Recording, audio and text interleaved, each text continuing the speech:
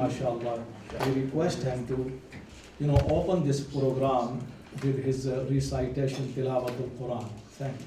Sheikh Mahmoud Al-Fawzi. أعوذ بالله من الشيطان الرجيم بسم الله الرحمن الرحيم يا أيها الذين آمنوا اتقوا الله حق تقاته ولا تموتن إلا وأنتم مسلمون واعتصموا بحبل الله جميعا ولا تفرقوا واذكروا نعمة الله عليكم إذ كنتم أعداء فألف بين قلوبكم فأصبحتم بنعمته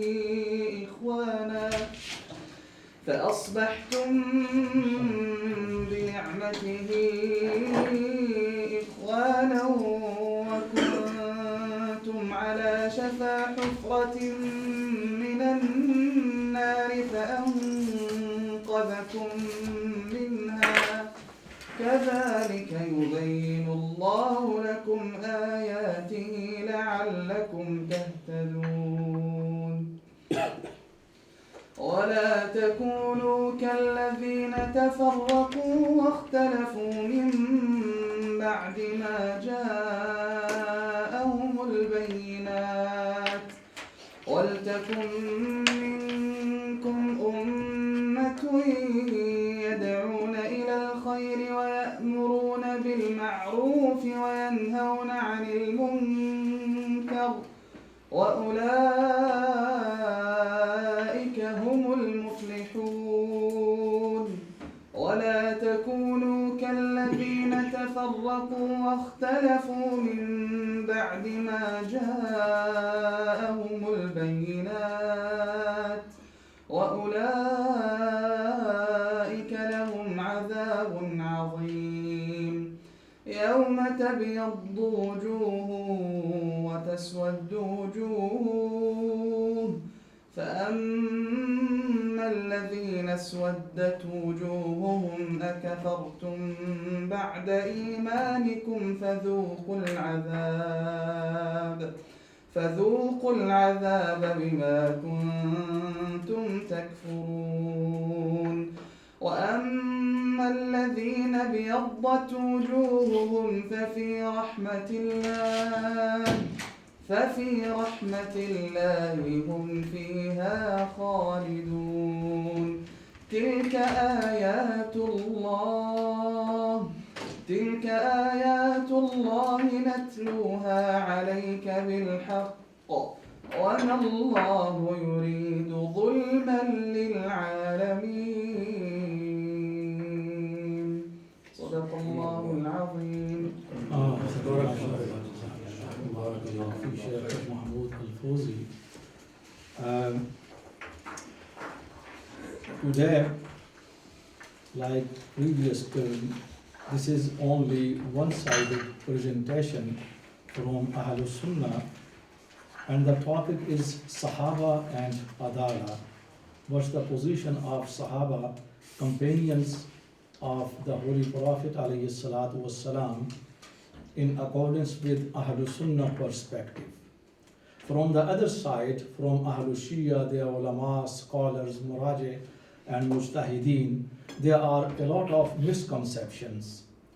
As from Sunni side regarding the imama and isma, this time Sahaba and Adalah, this is very important topic, because the people like me who went through the Shia sources as well, not only Sunni sources, we did find from Shia ulama a lot of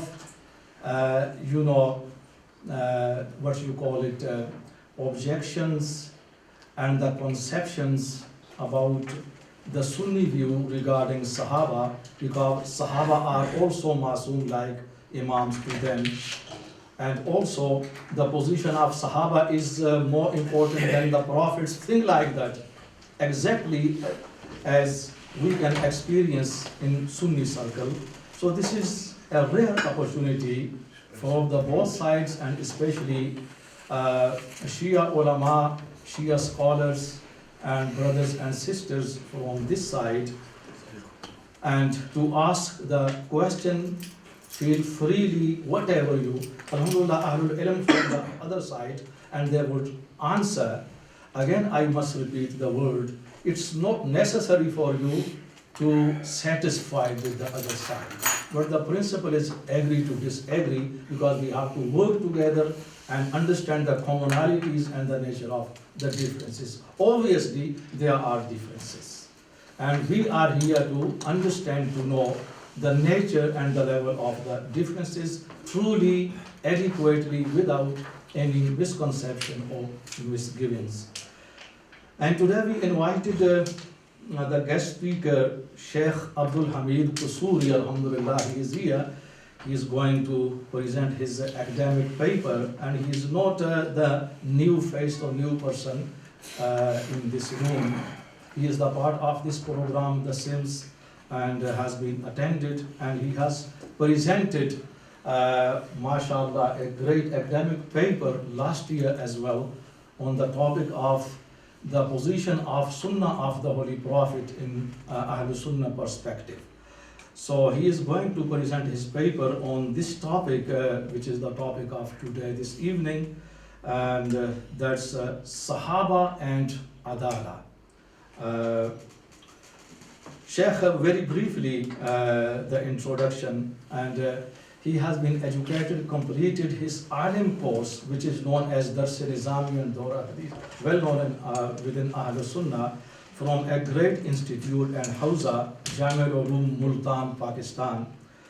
And here in the UK, he has completed his master from Loughborough University through Markfield Islamic Foundation, this system. And he also acted as Imam and Khatib in Medina Masjid, Wolverhampton, for a long time.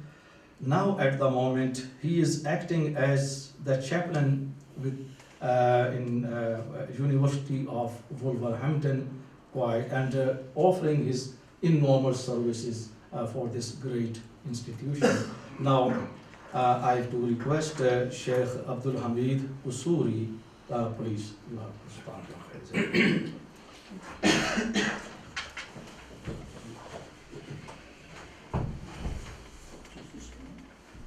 الحمد لله رب العالمين والصلاة والسلام على أشرف الأنبياء والمرسلين سيدنا وحبيب رب العالمين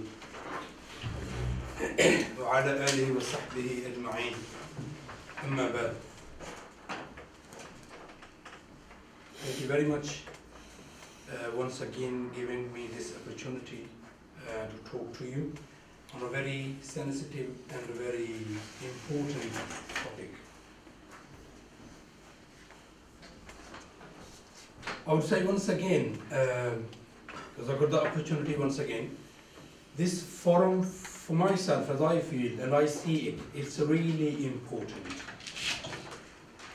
Once people sit together, they realize, they understand, they reflect, they learn from each other. So in that perspective, even we disagree amongst each other, but still, we learn a lot from this forum. And also, I will start from a beautiful story, which is very small and short. Once, normally it's nature of the teacher that she asks in the class, children, what do you want to be in the future? Do you want to be a doctor, engineer, or so and so? And the teacher was asking, and one child replied, I want to be a Sahabi. And mother found out later on that every day, child listens story of a Sahabi from his mother. So that means that it's really important to derive, to get the reflection from those personalities for our generation, which are going away from Islam today. That's really important. Coming back to the point and topic, Sahaba wal Adalah. And topic itself is very clear. However, it's quite controversial as well. People hold different views upon that. But I'm here to present the majority of the Sunni, Jamhur al-Ulama, Jamhur al-Fuqaha, amongst the Sunni, what type of belief and what type of viewpoint they hold. Does it work? I think presentation finished. Is it not working?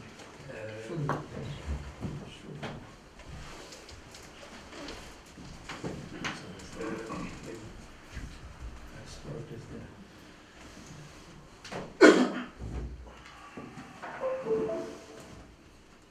Thank you. Right. Here is the introduction. The points we will cover in this presentation is the concept of leadership after the demise of the Prophet Muhammad sallallahu alayhi wa alihi wa sallam. The definition of Sahabi, what is the Adalah and how it is determined. Quran about the immigrants Sahaba radiyallahu anhum. Quran about Ansar Sahaba. Quran about all, generally, about the Sahaba and the different ranks in Ashab Rasul sallallahu alayhi wa alihi wa sallam. Aqwal of ulama. And then conclusion. Of course, the final and most important part will be the question answers at the end. Leadership after the Prophet Muhammad sallallahu alayhi wa alihi wa sallam. As we know that when Prophet sallallahu alayhi wa alihi wa sallam left this world, although these topics have already been covered, just to make a summary for the conclusion and relating to the topic as well as it has been mentioned in the last discussion as well. So the mission of the Prophet sallallahu alayhi wa alihi wa sallam was, is and will be declared highly important, as it was at the time of his own sallallahu alayhi wa alihi wa sallam. And then to take the mission forward, to preserve it, and to take it forward and pass to the humanity. From both sides we find the contribution from the ashab of Rasulullah sallallahu alayhi wa sallam and from Ahlul Bayt radiyallahu anhum jami'an, from both sides at the beginning.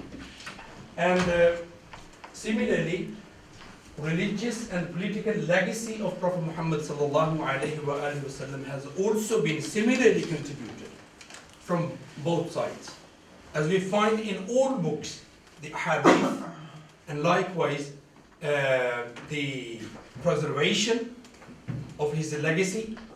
And also on the political side, we find amongst the khulafa from the family of Rasulullah sallallahu alayhi wa sallam, as well as the ashab of Rasulullah sallallahu alayhi wa sallam.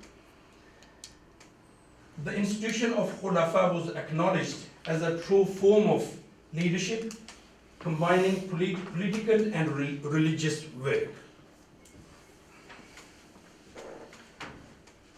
Now, the companions of the Prophet sallallahu alayhi wa sallam. Now, in this session, we will more focus on the companions, the ashab of Rasulullah sallallahu alayhi wa sallam. That contribution is, I think that's also equally important to clarify. That all the family of Rasulullah sallallahu alayhi wa sallam, they are also included into the ashab. Because we will look in the definition of sahabi or ashab, we will look into that who is sahabi, who is called. So they are anyway the part of the ashab of Rasulullah sallallahu alaihi wasallam. However, they are distinguished in a way that they are the family of Rasulullah sallallahu alayhi wa sallam. So the contribution from them, from all sides and of all types. For example, that time that they dedicated their lives in da'wah, jihad, migration, and they dedicated their wealth and even whole lives. They contributed towards Islam with Rasulullah sallallahu alayhi wa sallam. And even they sacrifices their lives as well. So that's their contribution. And similarly, so it's very important to present and perceive the right position of the Sahaba radiallahu anhum without any exaggeration. The concept of Adalah is to pay a tribute to them in order to avert all type of misgivings and misconceptions about them, lingering around them as well on this topic. Now, the definition of Sahabi. There is not any one unanimous definition. Different type of ulama, fuqaha, muhaddithin, they have done different type of definitions. One of the general definition is man laqiya an-nabiy sallallahu alayhi wa alihi wa sallam mu'minan bihi wa mata ala al-islam. The one who saw Rasulullah sallallahu alayhi wa alihi wa sallam in the state of iman and then died upon iman as well. And in the usuliyin, those who derived and made the usul, that definition is huwa man talat. Sahabi is the one who spent long time with the Prophet sallallahu alaihi wasallam and stayed with him to learn from him and obey him. So they're basically focused a bit more.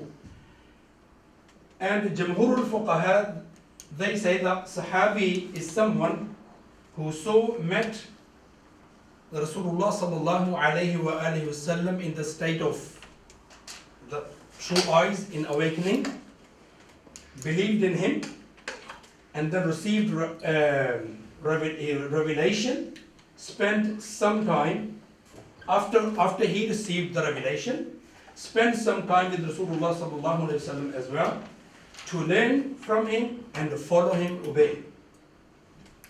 And even he did not narrate any hadith from Rasulullah sallallahu alayhi wa sallam, and then finally died upon Islam. So these are the three types of definition, which all are accepted from the Sunni sects. Now, what is Adalah, which is also connected to our topic? The Sahaba innahum udul. This is the general concept of Sunni ulama and the Sunni sect. What is Adalah? Imam Jawri says that Adalah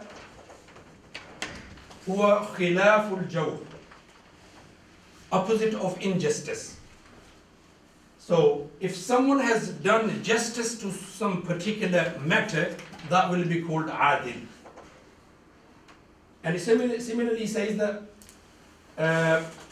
this is the tarif al-lugha, واصطلاحا he says تنوعت عبارات العلماء في طريف العدالة. There is not one, again, particular definition, but however there are different. One of them, Khatib Baghdadi rahimahullah, says in his book Al-Kifaya, العدل هو من عرف بأداء فرائضه ولزوم ما أمر به. The Adalah is the one who performs all type of fraud, and also matters whatever he has been given order and he performs them, and also avoid all type of bad things and all types of manhiyat, where he has been stopped to do, he stops from them. وتجنب الفواحش المسقطة, يعني all type of big sins he avoid from them as well. So this is the definition of Adalah. according to Imam Khatib al-Baghdadi. In other words, this is also a simple summary of the definition. The belief in Adalah to Sahaba, is the belief that all the companions are udul. The singular of this term is adl, just, and it's often used to describe one who has nature causes him to be fearful of Allah and obedient to Allah. However, Sunni and Shia scholars have agreed that hadith can only be acceptable if it comes from someone that is seen as adil. Those that are not described as adil are seen as unreliable source, since it is not improbable that they may fabricate hadith if they do not fear Allah subhanahu wa ta'ala and always disobey Him. In other words, Sunni hold the view that all Sahaba are acceptable sources of hadith due to their adalah, due to their companionship with the Rasulullah sallallahu alayhi wa sallam. Now, Quran. Directly we take the example from the Quran, what Quran says about the Sahaba. And this verse particularly is about the immigrants, Sahaba, who migrated. للفقراء المهاجرين الذين أخرجوا من ديارهم وأموالهم يبتغون فضلا من الله ورضوانا وينصرون الله ورسوله أولئك هم الصادقون. This is what Quran says about those Sahaba who migrated. And that is also the firman of Allah subhanahu wa ta'ala, أولئك هم الصادقون, is basically a surety for them that they are adil. And similarly, another verse is about the Ansar Sahaba, the Ansar companion of Rasulullah sallallahu alayhi wa sallam, where Allah says, وَالَّذِينَ تَبَوَّأُوا الدَّارَ وَالْإِيمَانَ مِنْ قَبْلِهِمْ يُحِبُّونَ مَنْ هَاجَرَ إِلَيْهِمْ وَلَا يَجِدُونَ فِي صُدُورِهِمْ حَاجَةً مِمَّا أُوتُوا وَيُؤْثِرُونَ عَلَى أَنفُسِهِمْ وَلَوْ كَانَ بِهِمْ خَصَاصَةٌ وَمَنْ يُوقَ شُحَّ نَفْسِهِ فَأُولَئِكَ هُمُ الْمُفْلِحُونَ. This is also basically a source of reference from the Quran for the Ashab who were Ansar. And they were Ashab of Rasulullah sallallahu alayhi wa sallam. And this is a general verse that I've taken from the Quran. لا يستوي القاعدون من المؤمنين غير أولي الضرر والمجاهدون في سبيل الله بأموالهم وأنفسهم فضل الله المجاهدين بأموالهم وأنفسهم على القائدين درجة وكلا وعد الله الحسنى وفضل الله المجاهدين على القاعدين أجرا عظيما. That's also the example from the Quran, that وَكُلًّا وَعَدَ اللَّهُ الْحُسْنَى. There are a couple of things that they are not equal in their rewards and in their rank, which is also coming in the further coming slides. But that's also, we can see that they are not equal in their ranks. But Allah says, وَكُلًّا وَعَدَ اللَّهُ الْحُسْنَى. Allah has promised good with all of them. وَفَضَّلَ اللَّهُ الْمُجَاهِدِينَ عَلَى الْقَائِدِينَ أَجْرًا عَظِيمًا. However, those who strike, there were a lot more ajr than them who spend time by sitting.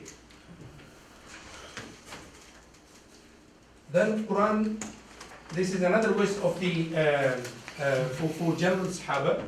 والسابقون الأولون من المهاجرين والأنصار والذين اتبعوهم بإحسان رضي الله عنهم ورضوا عنه وأعد لهم جنات تجري تحتها الأنهار خالدين فيها أبدا ذلك الفوز العظيم. This is also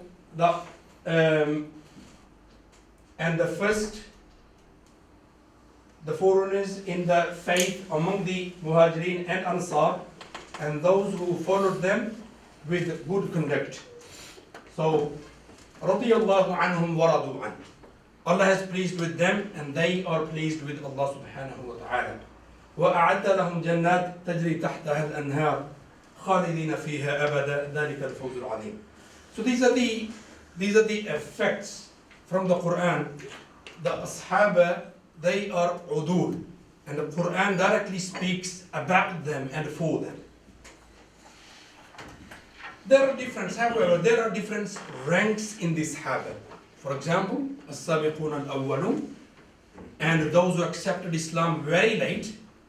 Probably at some stage they were enemies of Islam, but later on they accepted Islam. They cannot be equal to those who accepted Islam in early age or at early stage of Islam. They contributed a lot and they sacrifices a lot. Their sacrifices are a lot as well, and they have been tortured, they have been tested in different ways. So however, they are different in rank as Quran speaks for them as well. لا يستوي منكم من أنفق من قبل الفتح وقاتل. Those they are not equal. Those of you who spent and fought in Allah's cause before the victory, Fath Makkah, and those who did not do so. They are of a higher rank than those who would spend and fight only after it. Although Allah subhanahu wa ta'ala has promised the ultimate good to all who strive in His cause, and Allah is aware of that you do. This is another qawl of Sheikh Abdul Aziz ibn Abdullah al-Rajahi. He says that Sulh al-Hudaybiyah, he basically ranks ashab of Rasulullah sallallahu alayhi wa sallam in different ranks. So he says Sulh al-Hudaybiyah, that is basically haddun fasil, a barrier between the as-sabiqun al-awwalun and those who accepted Islam later on. And then he classified them into three different classes and three different muratib. He says before Fath Makkah, and then before Sulh Hudaybiyah, and from Sulh Hudaybiyah to Fath Makkah.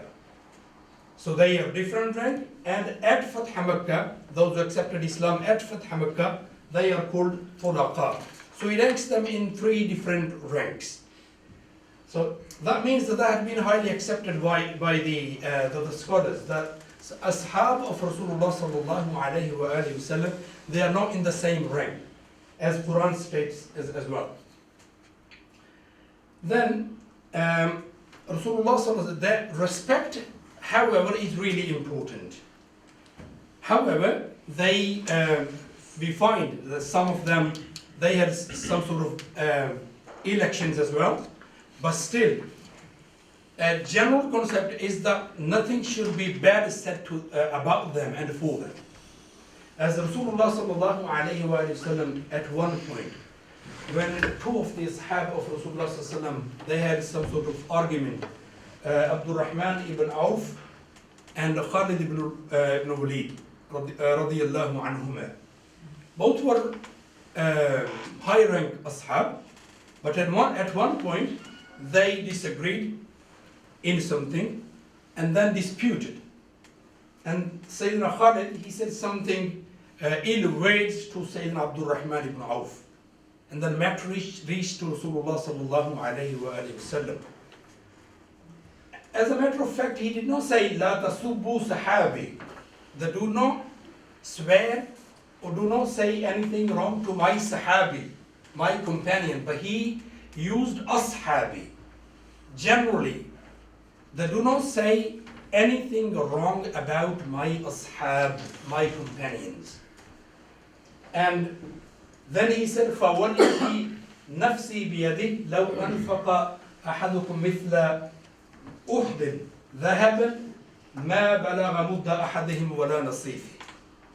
That if someone of you spend the gold amount of Uhud mountain, you cannot reach to their status or in the reward. So you cannot reach to their status in reward.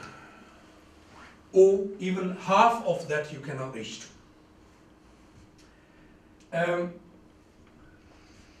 There are aqwal of ulama on this topic, and there are so many, but we'll try to go through some. This is Imam As-Sanusi Muhammad bin Yusuf At-Tilmisani. So he says that عقيدة السنة والصحابة كلهم أئمة عدول. They all are just, and they all are trustworthy, and similarly their Adalah will be accepted, and that's he takes the evidence from the Quran, وَالَّذِينَ مَعَهُ أَشِدَّاءُ عَلَى الْكُفَّارِ. So that's the clearly evidence, he says, that Allah subhanahu wa ta'ala says that they are strong for the believers and that they are against the kuffar. And similarly, وَكَذَلِكَ جَعَلْنَاكُمْ أُمَّةً وَسَطًا. And another verse he says, كُنْتُمْ خَيْرَ أُمَّةٍ أُخْرِجَتْ لِلنَّاسِ. So they are the first ummatan, the ashab, they were the ummatun wasat. So similarly said Rasulullah sallallahu alaihi wasallam said, khayrul quruni qarni, and the other hadith which I have just read. So khayrul quruni qarni, in a way that my time is the best time, and that's due to Rasulullah sallallahu alaihi wasallam, due to himself, that he alayhi salatu wasalam was there. And then he had the best people as well, companions around him. So he says that this is the reason. Another evidence is the Sheikh Alish Al-Maliki says that الصحابة كلهم عدول. He also goes for the same opinion, and he says even though they have been through some of the elections, or some of them, they've been through some election, but still they are رضي الله عنهم كلهم جميعا عدول. And there wouldn't be any question for their life to take, particularly to take riwayat from them, to take hadith from them. And even though they went through different type of elections, but they still will be trusted, and they will be taken as a just source to take the hadith. Here is another Sheikh Al-Imam Al-Kalmi. He says that, for example, مجتنب عادل هذا. He says إن الصحابة كلهم عدول حتى من دخل منهم في المشاجرات المخاصمات خاصة. So even though they went through the wars and they went through the elections, but they still will be trusted. It is the Sheikh Sakhawi. He also says that وهم رضي الله عنهم باتفاق أهل السنة عدول كلهم مطلقا كبيرهم وصغيرهم, all small and big, elders and youngers. Even though they went through the fitan of the, for example, the wars or the elections, but still they will all be trusted. This is the Aqidah Ahlul Sunnah.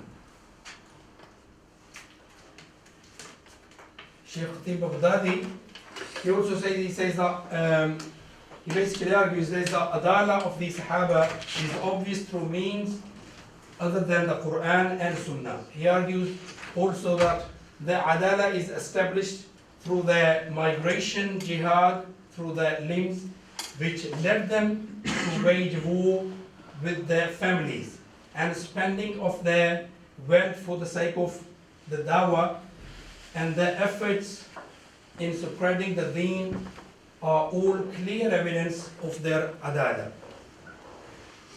So these are the basically the facts.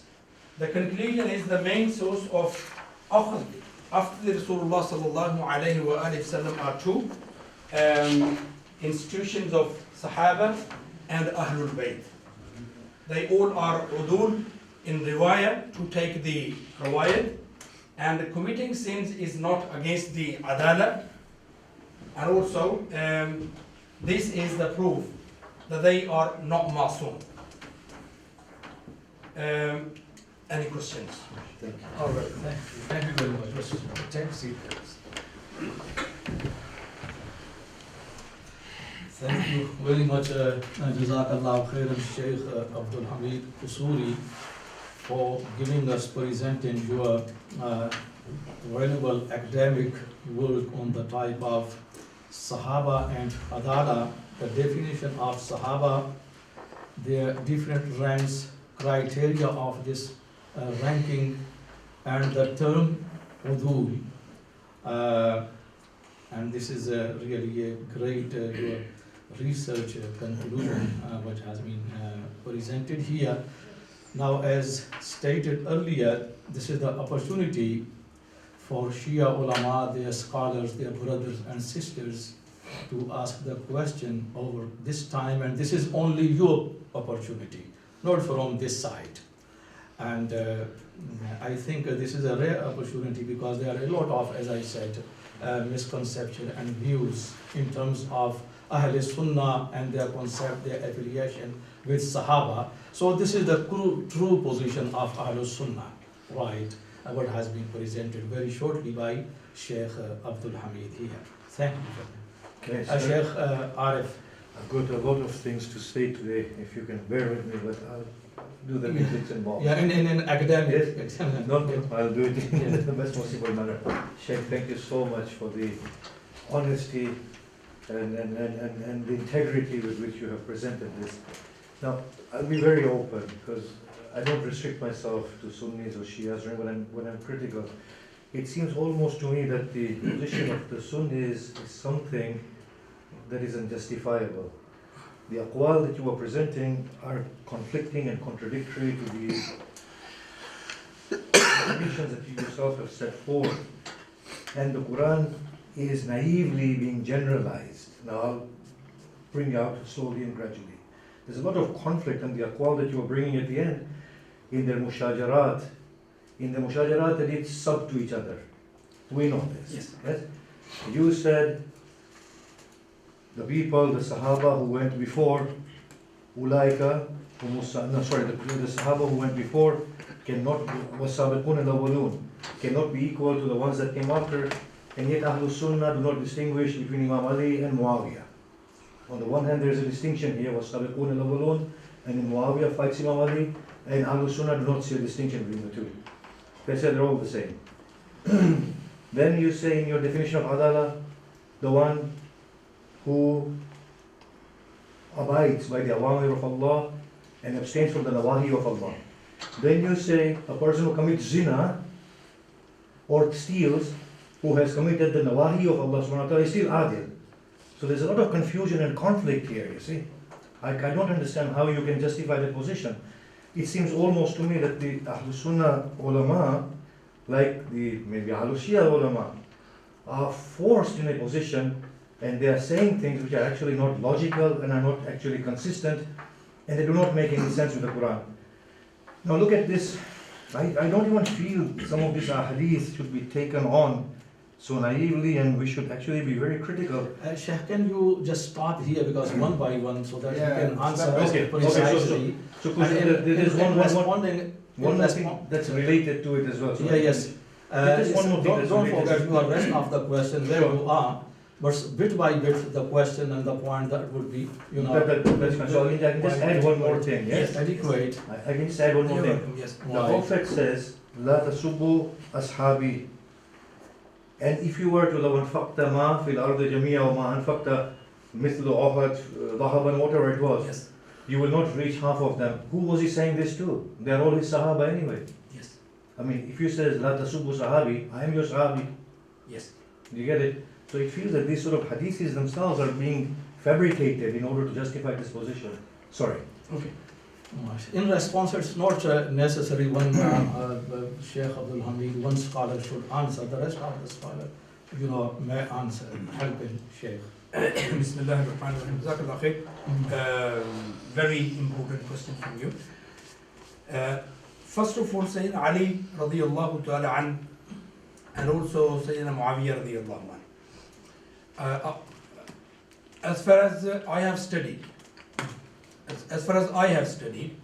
there is clear evidence that they are not equal in their ranks, as I said in my presentation as well, that those who accepted Islam before, they are, of course, Quran is saying that they are in the higher rank.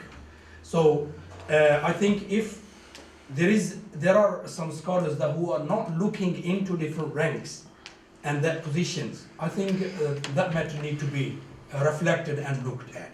But however, the true position is that, of course, Sayyidina Ali radiallahu ta'ala his sacrifices, his services towards the deen, and also his family are a lot more than Sayyidina Muawiyah radiallahu ta'ala who accepted Islam very late.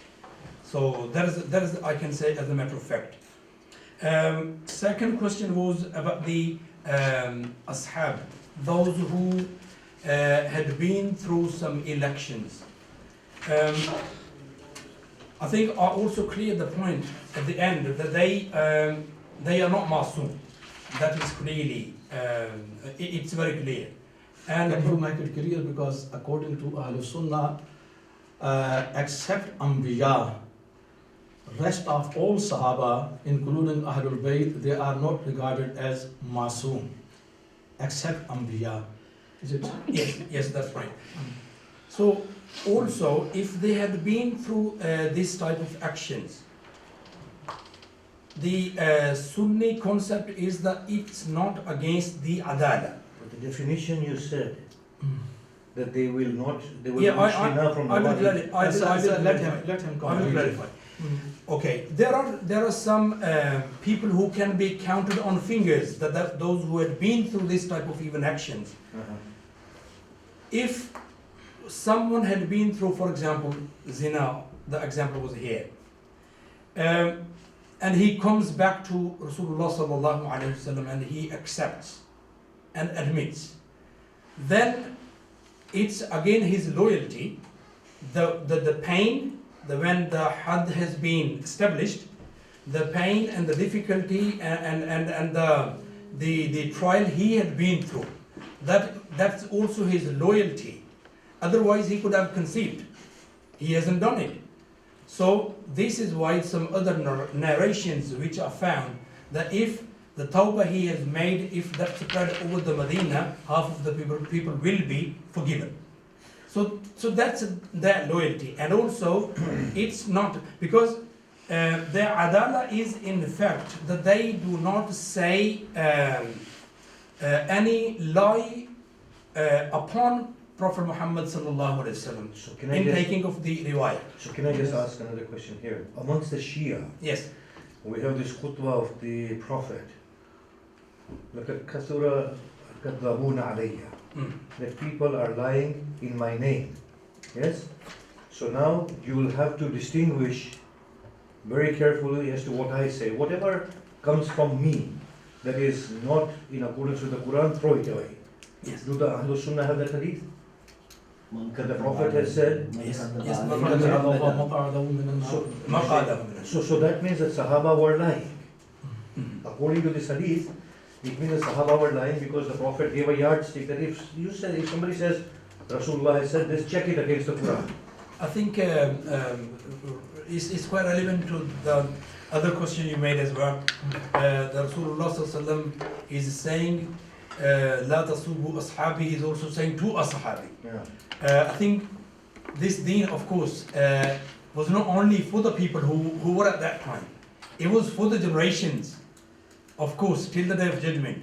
So his statements are also basically for us and for the people to come. The La tasubbu ashabi. And we know what's happening today. Right? So that's only explanation or the description of the hadith is not only for the time, but that was for the generations to come. So this is why, of course, he used the word La tasubbu ashabi. For the generations, those who are no ashab, so if, for example, their reward will not be reaching equal to those who are the ashab, even they spend a lot more money. I agree. This is the ta'wil that you are giving. Yes. Then that's fine. But what I'm asking you is very openly. Yes. we have got an Islamic state here. Are we saying all the human beings have all been transformed and they will all lose their human weakness and none of them would lie, none of them would be untruthful? So for example, for one Sahabi that is caught stealing, you can be sure there are 50 who are not caught stealing. Are we that naive into thinking that none of the Sahabis are lying? Are we that naive into thinking that the human community is transformed all of a sudden overnight because they accept Iman and their human tendencies go away? Is that what Ahlul Sunnah believe? The rest of the scholars are here, if you can contribute to this question. Yeah. Yes, The first- Dr. Khurram Bashir. The first, I think he needs, although mashallah he has presented a very good presentation, but needs to elaborate a bit more the ranks. You know, we believe in Ashara Mubashara. Obviously, Ali radiallahu ta'ala anhu is one of the Ashara Mubashara, and Muawiyah radiallahu ta'ala anhu is Yes. not. Then we say Ahlul Badr. You know, Umar radiallahu ta'ala anhu, once he said, I am going to ban all those Ahlul Badr to migrate from Medina because Egypt was conquered and Iraq was conquered. People were going to obviously to train and have tarbiyah. So he said, to whom I will consult? So Ahlul Badr, and there was this ranking was well established during the Caliphate because according to their ranking, the wazaif or the scholarship Yeah. were used to be given. The stipends. Yeah, this type of whatever you can say. So that needs to. A bit more elaboration. Yeah. In this Brother, Sorry. just let him. Okay. If Yeah, I don't know, I don't know. If Dr. Khurram allows, then it's all right. When one is Khalifa at a time, the other one isn't Khalifa, how do you justify that? Hazrat Ali alayhi salam, he was Khalifa, Yes. So he got, so who fought him? yeah, he got more ranking.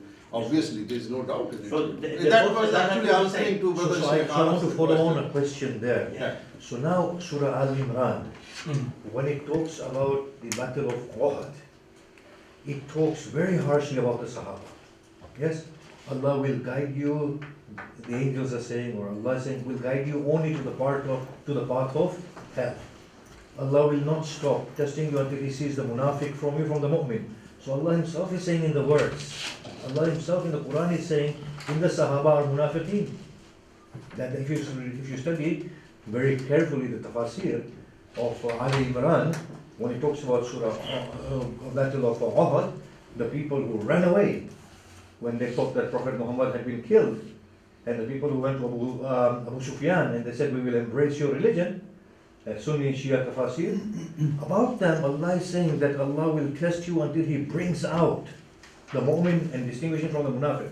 So that means the Sahaba were mu'minin and munafiqeen. So this is what the Quran is saying. I think from Sunni tafsir, it's not accepted like that. Of course, at the beginning, the Quran very clearly says that there are three types of people: mu'minin and munafiqin, mushrikeen and munafiqin. They are A three. munafiq can only be a Sahabi. Because see, only a Sahabi can be a munafiq. A sahabi can be cannot be a. No, you're not. Munafiq cannot. No, I'm saying it technically. I'm Yes. saying technically, Yes. kafir is a kafir. Yes. Mushrik is a mushrik. Yes. Muslim is a Muslim. Munafiq is the one who says, I'm a Muslim. So only a Muslim can be a munafiq technically. And in this case, the Muslim is a Sahabi. And therefore the Sahabi, I'm just going logical conclusions, is a munafiq. So how do we distinguish here? Well, I think it's difficult for us to find out, but however, Rasulullah sallallahu alayhi wa sallam, he was receiving revelation and be God guided, of course. And as we say, وَمَا يَنْطِقُ عَنِ الْهَوَىٰ, Quran says basically, Yes. that he doesn't say anything from himself, that all comes from Allah subhanahu wa ta'ala. He declared at his time, the munafiqeen were clearly there, Were and they? mu'mineen were clearly Because there. the word in Surah Baqarah it says, you are very much amazed by them. وَهُوَ عَلَدُّ الْخِسَابِ. You don't know, Muhammad, what is in their heart. And when he turns, What did he say? I forgot, my blood pressure is not very good today, so my memory is going. But he says to the Prophet, when he comes into your presence, yes, you are really overawed by it. But Allah, yashhadullah ma fi qalbi. Allah knows what is in his heart. You don't know Muhammad. He is a munafiq. That's right. Let me add another point here.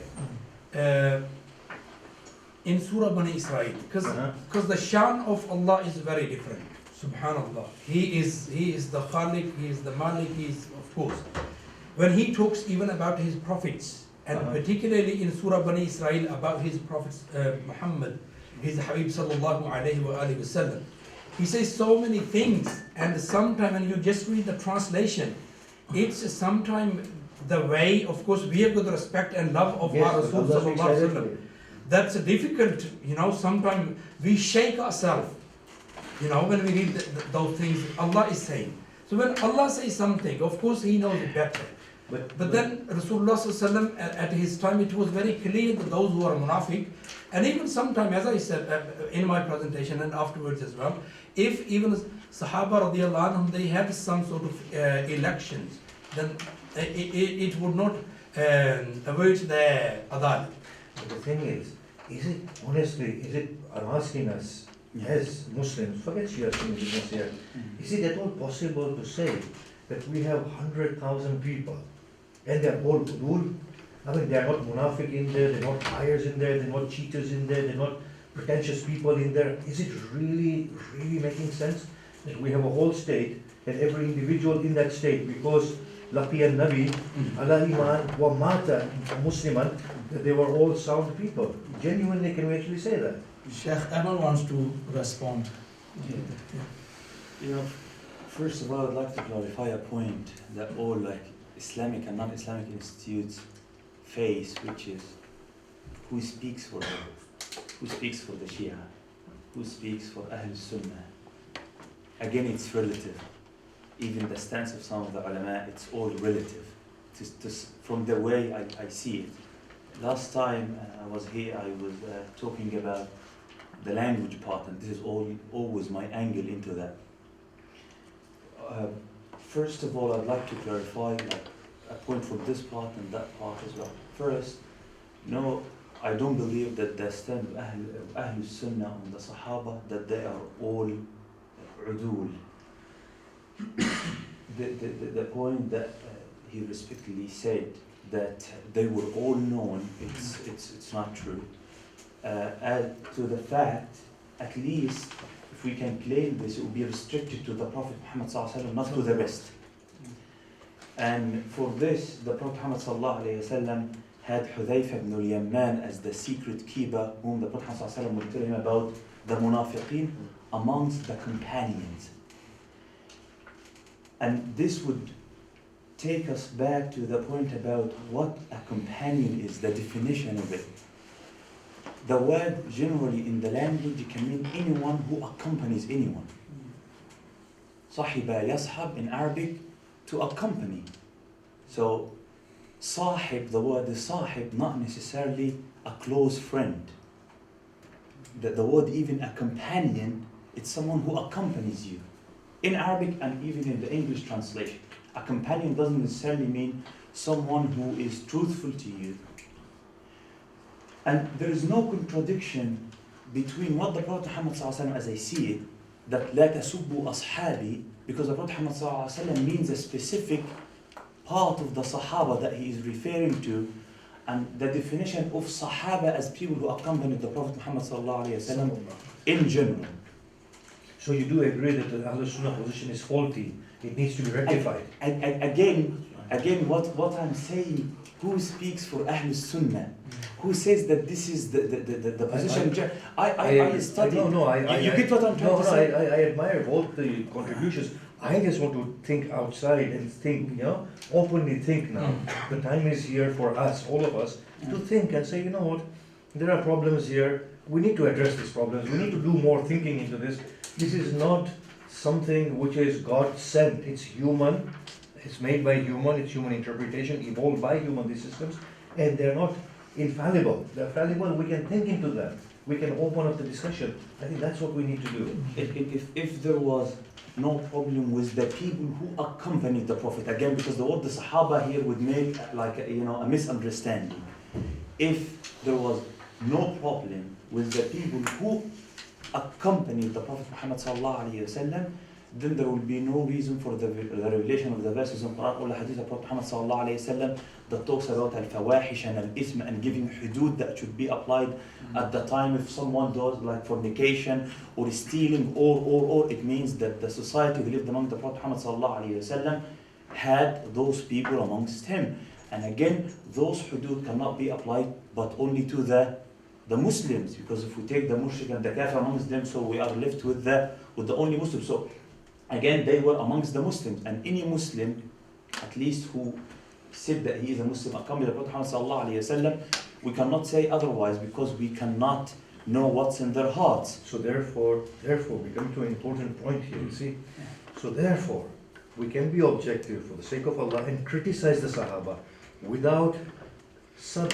We don't swear, don't insult the Sahaba. We can criticize them. We can say, look, he was a human being. You mean with criticism, an-naqd, al-ilmi? We can say, look, this Sahib, this Sahabi, he was a lovely man, believed in the Prophet, everything. But his judgment here is something that we can say wasn't accurate. And we should have that right But to this say. is the stance of Ahl Sunnah. I mean, this is the stance of Ahl Sunnah. That's why the Khulafa would do azli to some of the walis and would return them and would relieve them from service. And this happened even at the time of Abu Bakr radiallahu anhu, about Sayyidina Khalid ibn al-Walid and what happened during the wars. So therefore, the critique of Sahaba should not be seen as sub or toheen. It should be seen as critique. As it doesn't cross the boundaries and like to sab and tawheen. No. From the sense of Ahl Sunnah, the critique is acceptable because they are not ma'soom. So if we were to say that Lady Aisha was wrong in Jangul Jamal, then that should be something acceptable by the Muslims. And if we were to say that Muawiyah was wrong in Siffin, then we should say that's acceptable. You see? Then that is fine. We reserve that right, therefore, to be very open, very critical, and brutally honest. And if we were to say that Khalifa Umar maybe did not do the rightest thing in appointing a council to appoint the next Khalifa, maybe he should have done something else, because Ali ibn Abi Talib was definitely better, the most suited person there. I mean, from some perspectives. So that sort of critique, a level of critique should be entertained very openly. That Hazrat Umar's decision there was not the rightest decision.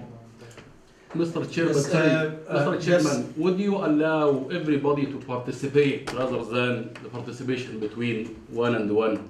Could we need to be represented? Sorry, let me, because there are some rules. Last time we had discussed Isma and Imama.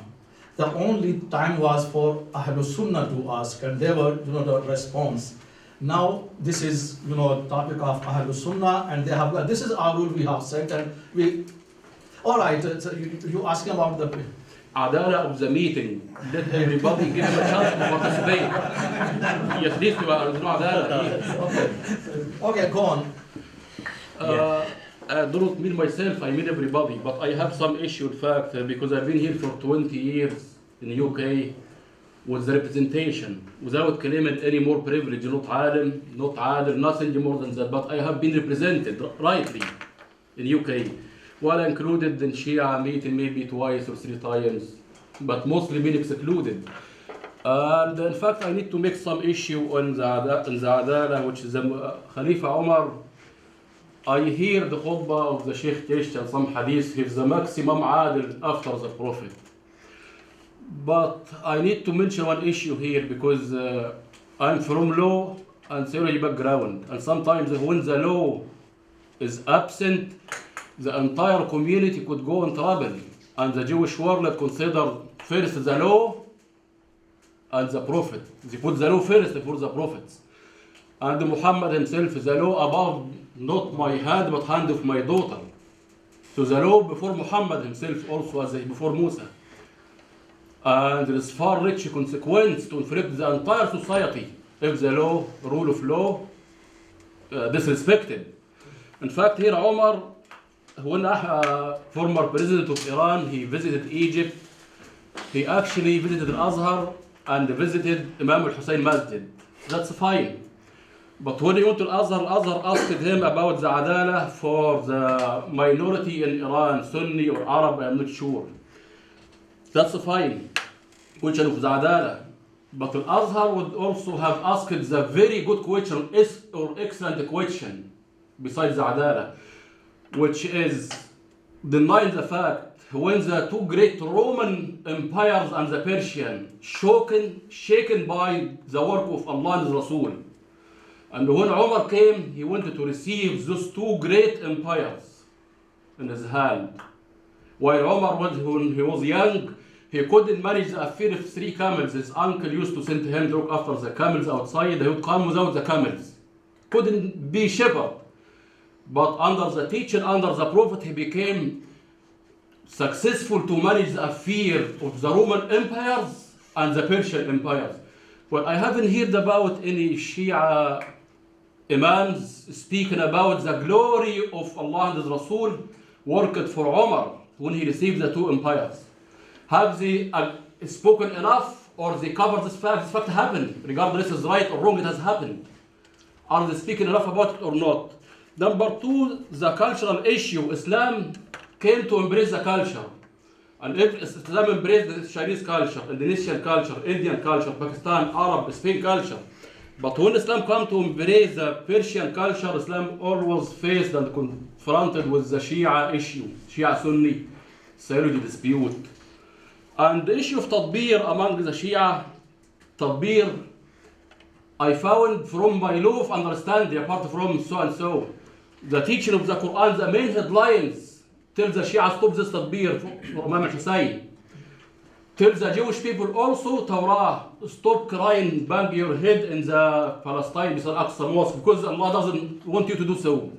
Because Imam Hussein killed, Allah will revenge from people killed him. Not you, don't cry. And the Yahudi, in fact, the Jewish world suffered massively 70 years after the Make law. it the brother brief, because the My last point, part of the Adalah, my last point. Last point, yeah. My last point. The Quran and the Torah and the shared teaching, because the Quran sometimes they speak about the shared teaching between the Torah and the Injil and the Quran. Named the house which you worship Allah in it, the Masjid. And glorified the Torah and the Quran. Why the Shia call it the Husayniyah, call it the Latmiyah, call it the Hawza? I need every masjid to be called masjid. And whatsoever to do inside, no problem. But taking and excluding themselves this year, Iranian top leader issued decision to forbid the Iranian Hajj, to do the Hajj and glorify the house, and go to Iraq to glorify the Husayniyat, which Allah never glorified. And that's Finished, yeah. finished, yes. Please remember, from Ahl Sunnah, you have to answer only. You are not allowed This to put participation, any question. just participation. Yes, your duty was to participate in Adalah, not to ask any question, because this is injustice and yes, against these brothers. Because last time we provided enough time, for Ahl Can I Sunnah. just give a quickly reply, because he has asked, he hasn't been here. I think we will go. No, let me away just- from the I topic. think this is Away from the topic. Let me just quickly, because he's passionately. No, away, you can do And- that personally, but and we should stick to the topic better. Yeah, yes. He is the member of Al-Mahdi Yeah. coming to you. So let me just tell you quickly, Tatbir is wrong, yes, and we are trying to educate the Shia, yes? Tatbir is wrong. Comparison of Hajj with Imam Hussein's ziyarah is wrong. As far as Iran is concerned, it has been Sunni when Islam came to it. It wasn't Shia. Iran was Sunni, yes? Till Allama Hildi's time was the 7th century. So you need to face that problem as Iranian Sunni, not Iranian Shia. Okay. Now here, the question and answer is very open. We're not against Sunni. We're not against Shia. We are trying to, for the sake of Allah, understand things. So our tone is very respectable, and we're not offensive to people, yes? Now, when you ask the question of Hazrat Umar receiving Persia and whatnot, inshallah we can talk about that properly. And if Shia... The time will Yes, come, when the time will inshallah. come, we will talk The about this. concept. So Yeah. our protocol here is that we speak properly, respectfully, we don't get passionate, we're very calm, like the Prophet and the Quran tells us. Yes, my dear brother? So that's how it's been. Now this, your name? Taimur. Taimur, yes. Assalamu alaikum wa rahmatullah.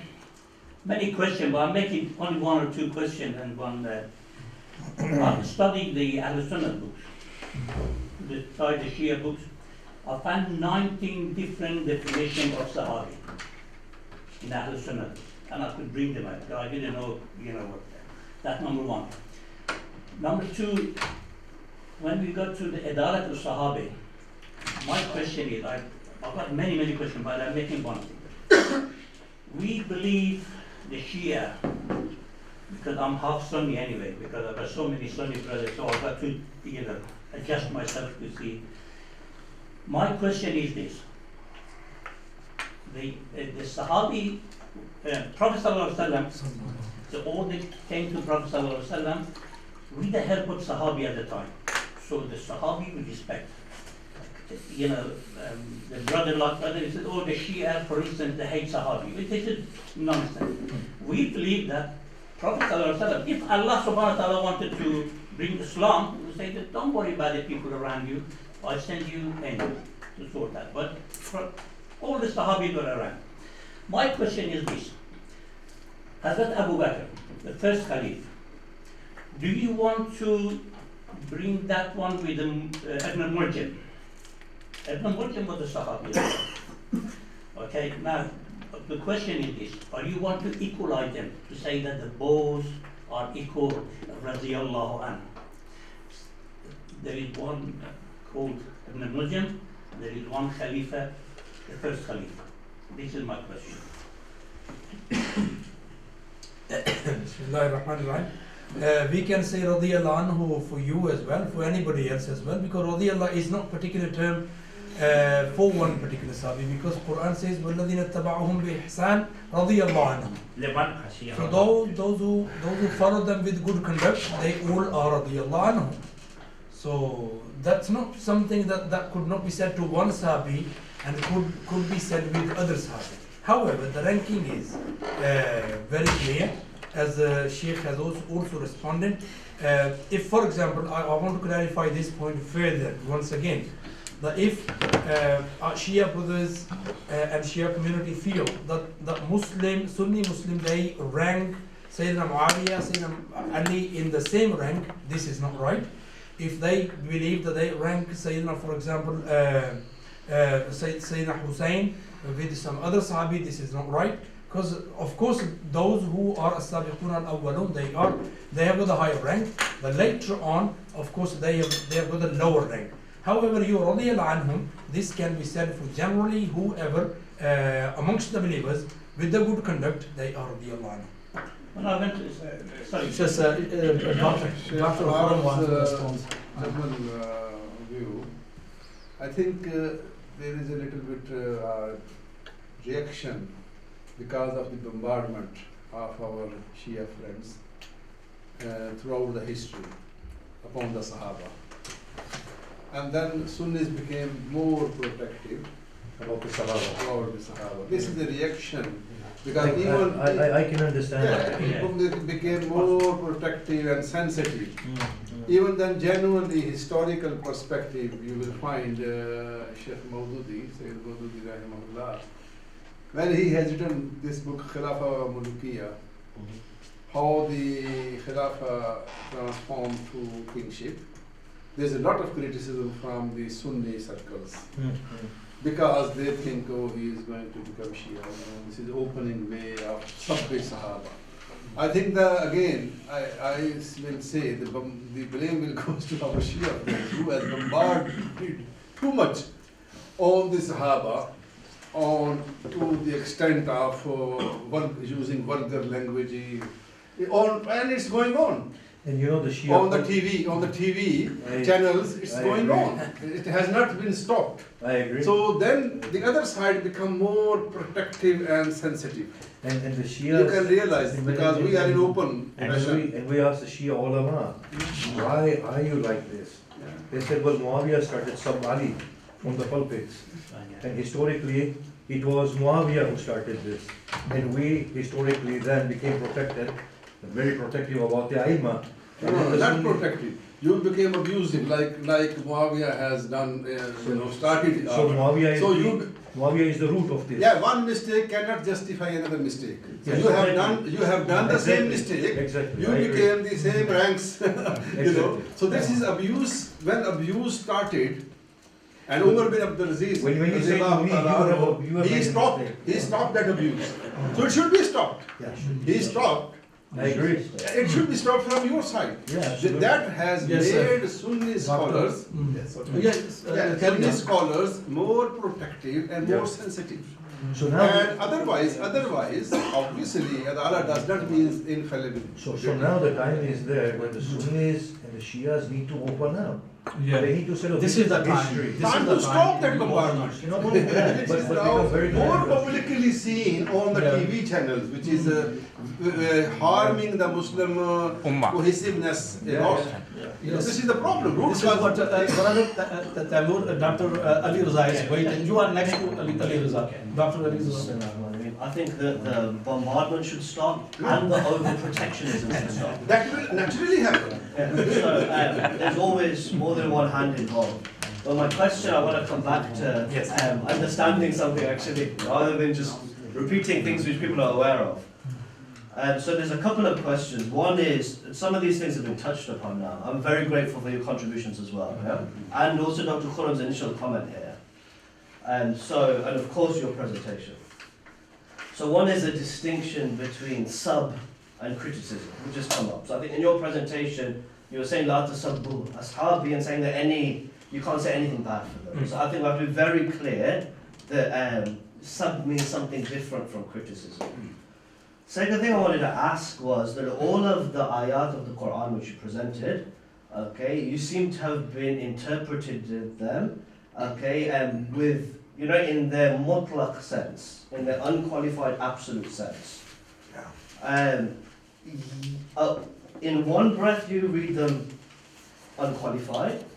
However, when we looked at the aqwal of the ulama, you suggested that the understanding of the Ahl Sunnah is their adil fir riwayah. Okay, so where has this takhsis come from? Okay. Yeah, and why isn't there the consideration of doing takhsis by all those other ayat of the Quran which discuss munafiqun? I don't know whether the question is clear, and I think this is something which maybe the Sheikh here was, in a sense, alluding to, that there should be takhsis according to it. Give Dr. Sabja. Nifaq in Sunni circles. Nifaq duna nifaq. Perhaps you understand. Nifaq is not, min al-munafiqina fi darki al-asfali. Kullu nifaq is that. Nifaq may be nifaq in actions, nifaq in faith. So obviously those verses nifaq in faith are separately, has to be separated from nifaq in their actions. So nifaq duna nifaq. Kufr duna kufr as well. So the point particularly you have made, that those verses are general term. And this all has historically, otherwise you have to analyze, you have to fairly criticize as well. I am with Arif that you fairly criticize their judgments. But once you will find a Basing on sympathy and respect. yes, basic on dignity and high, This is very because important. last point I would like to make, that all goes to the Prophet to whom you love and we love. That they are the pupil of the Prophet. If that community which was directly trained by the Prophet obviously that has a difference in distinction than you train and I train and we get trained, except by the Prophet. My question is to say that, look, I think we all, no Shia is going to deny that these ayat of the Quran are there. Okay, that there is exceptional rank of certain Sahabi. That there's exceptional rank of certain Sahabi. There's no denying this. Okay, the issue comes as to, and so I think I've asked a technical interpretive question here. The ulama are present here, so I'd be very interested to see that why is there takhsis of these ayat to a question of riwayah? Okay, where has that come from? There was no evidence that's been provided here to say that why is this been understood in a technical sense as meaning that they're truthful in reporting a hadith, okay? yeah, and not anything else? And why hasn't the qualifications, which seem to be very clear, of the presence of munafiqun, of the presence of criminals, of the presence of amongst the Sahaba, been taken as qualifications for these ayat? So I'll be very, very interested to hear any further. You mean, Dr. Ali Raza, because these ayat, they're denoting or they're applying a special rank of Sahaba, special rank. In general. Like was-sabiqun al-awwalun, right? And so how can you regard or view So it would be illa alladhina zalamu. No, in terms of other, so I'm explaining your Yes. question because Sure. this is a technical question. Sure. So that must be addressed, here. Is it clear to you? Like we have any. Sheikh, Yeah, there is one point that is not clear here. The takhsis in Adalah in riwayah is not true from any side, the Okay. Shia or the Sunni. Yeah, so this It is. cannot. Why? Because in Usul al-Hadith, Adalah in riwayah has nothing to do with Adalah in akhlaq or deen at all. Because I can consider one of the companions not adl in riwayah, and this does not in any way harm the companion when it comes to the manners and deen, just because he was a forgetful Sahaba. Adalah in riwayah would be like, if Umar radiallahu anhu was a forgetful person, ulama of hadith will not accept his riwayah, not because he is not a good person, it's because like one part is missing when it comes to Adalah in riwayah according to Usul al-Hadith. So again, you would challenge the ta'wil of these ayat to Yes, say that yes. Adalah fil riwayah is being established. No, I say that the takhsis cannot be made here for Adalah in riwayah, because Adalah in riwayah, first of all, there is no reference, like let's go back to Usul. If there is a generalized rule without a context that makes it specific to a certain thing, then it is general. If it's specific, we cannot generalize it. These are usul of ilm, whether it's usul in ulum Quran or ulum hadith. These are usul.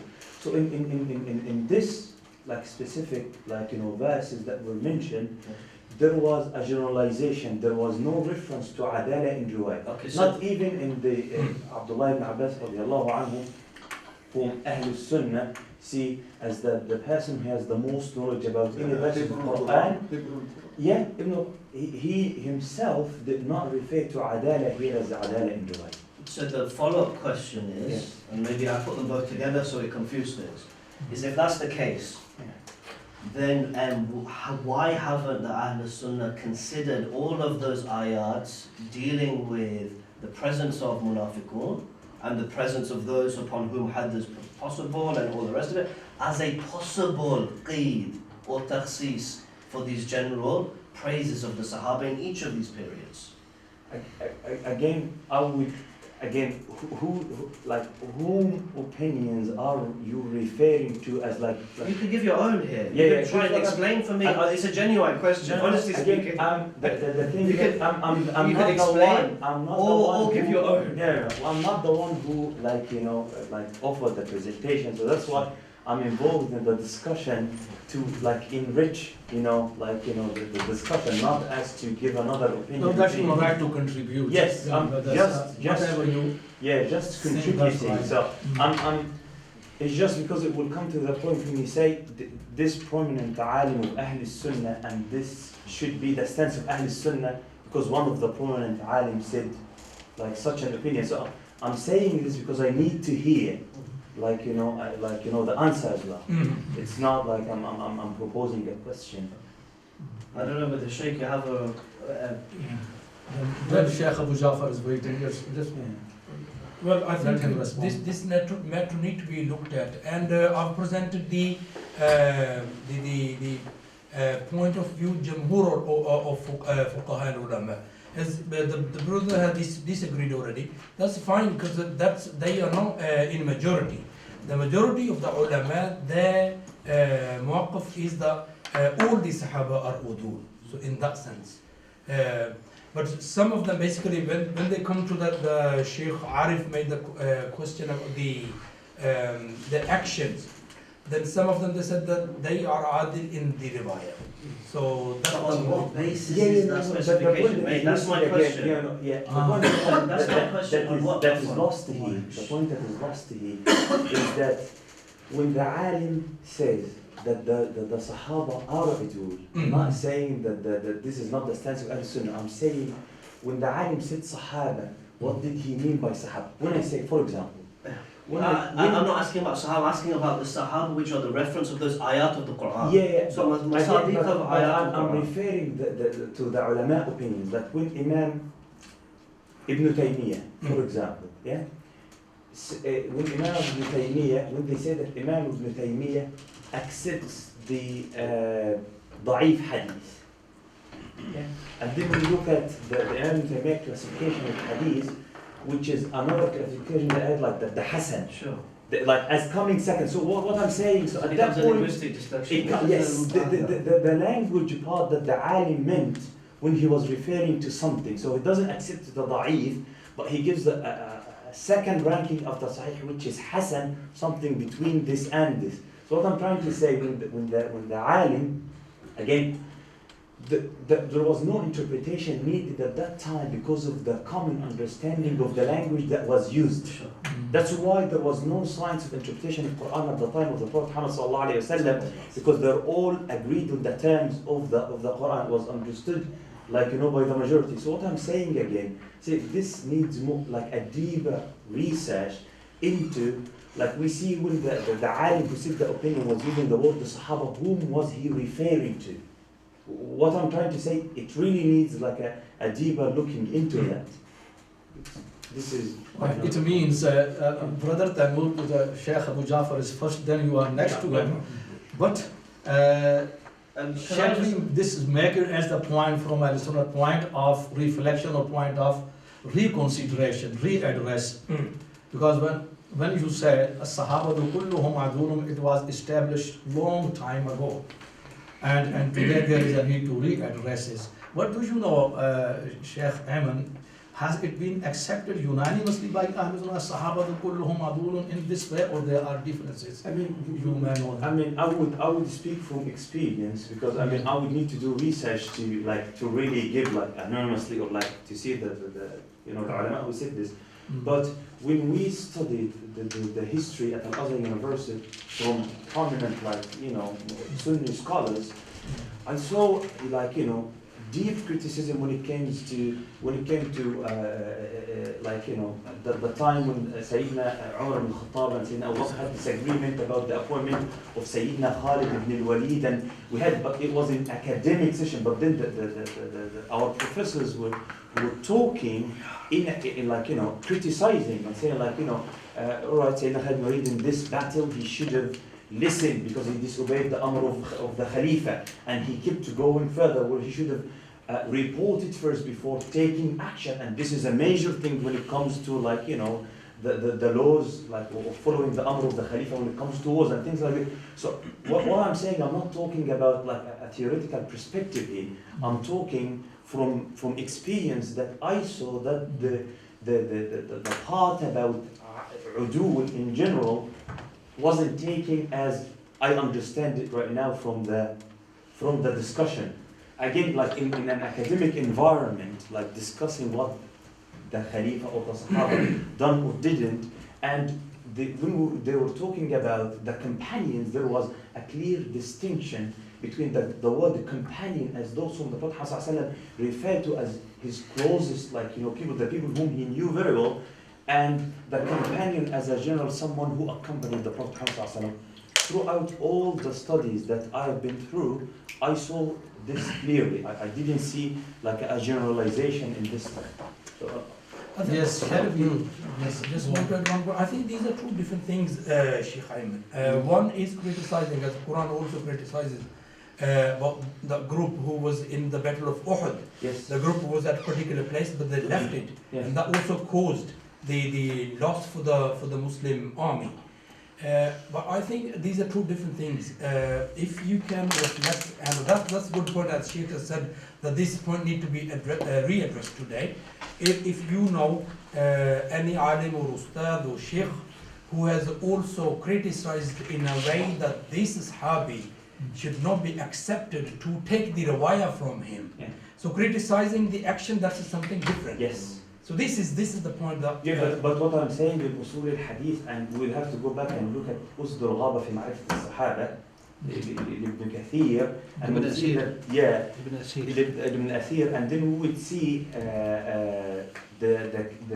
when these books were made, it was made to make a distinction if there is one of the companions whom the riwayah cannot be taken from for different reasons. Otherwise, there will be no like publication on the a biography of the Sahaba themselves. So I mean this like initiated like this inside me. I would have a deeper look into what Ibn al-Athir said about whom he listed as companions, and I think that's a very interesting point of research. I think this point is very valid. Can I just add something?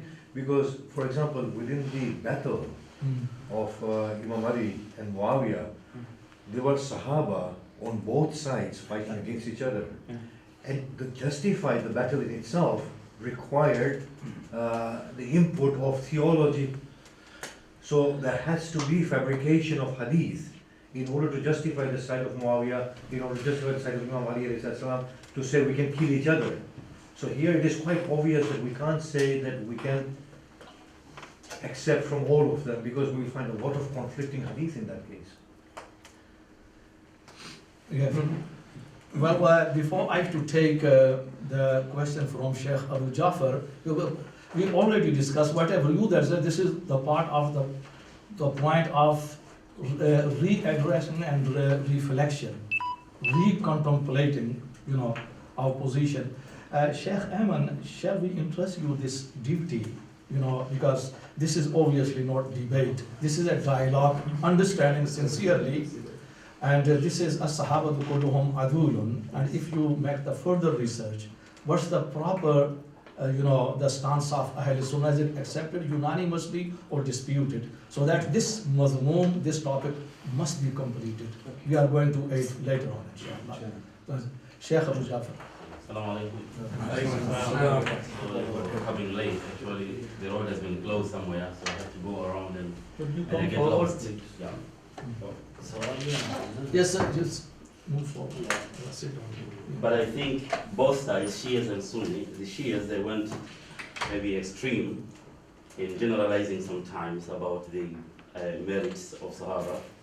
And there are some of us who went far and made takfir, as Sheikh has said here. So we do not agree with all of this extremism in terms of definitely Sahabas majority of them were good, their merits were good, and the Hadith and Quran testify this.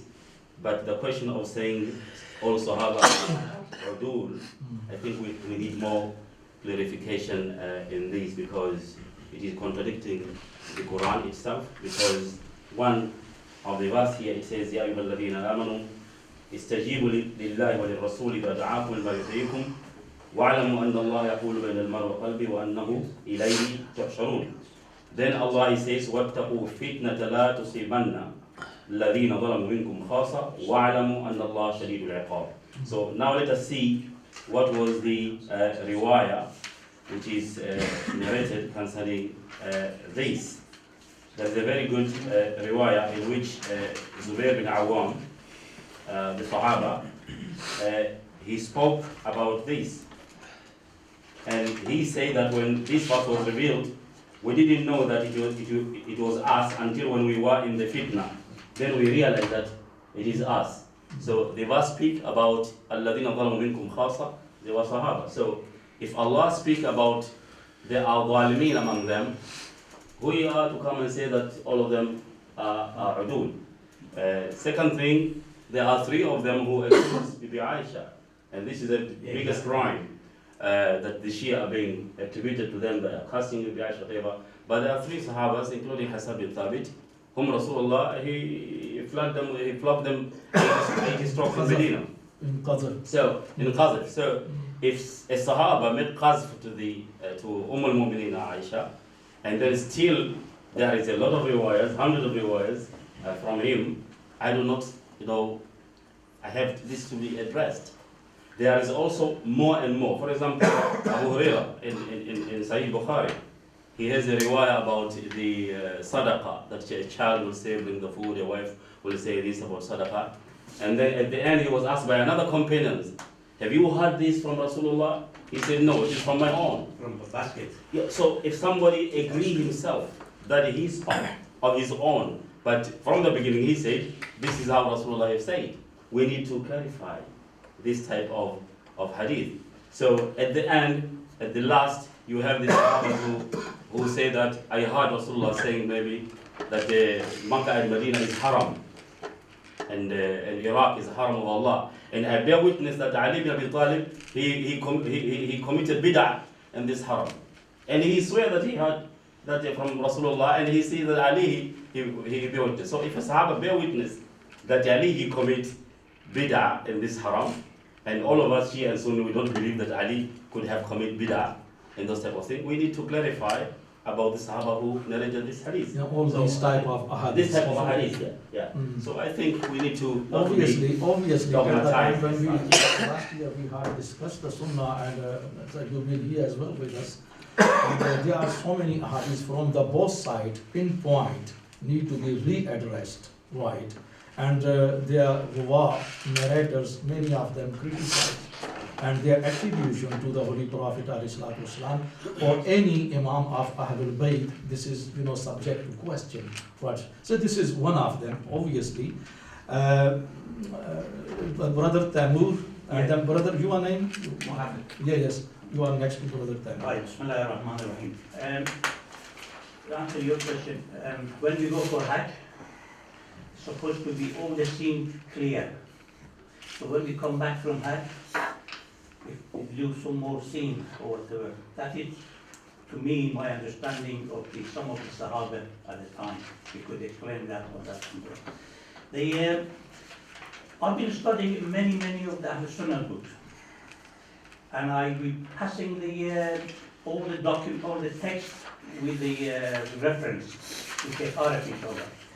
That for a long time the Ahl Sunnah was saying that you should not discuss any negative aspect of the Sahaba at all. Even they go that far to say that if you discuss it, you are kafir, you are murtad, you are this and you are that. I'll tell you all that. But this is, obviously, we are discussing that openly, so it wouldn't be any problem with that. But this is in the books. Okay, these are all in the books, not one book. Okay, good question. I think it's as I requested, you may stop here. This is very important, comprehensive question. And this question may be asked through another angle.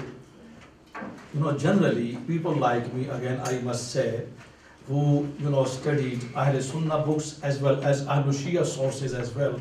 I do know from Ahl Shia sources, there is a great objection in the question. Ahl Sunnah, they don't make difference between ikhtilaf, an-naqdul ilmi, and ihana toheen. Whenever we're talking about, for example, the Shia, about just ikhtilaf, the position of Imam Ali,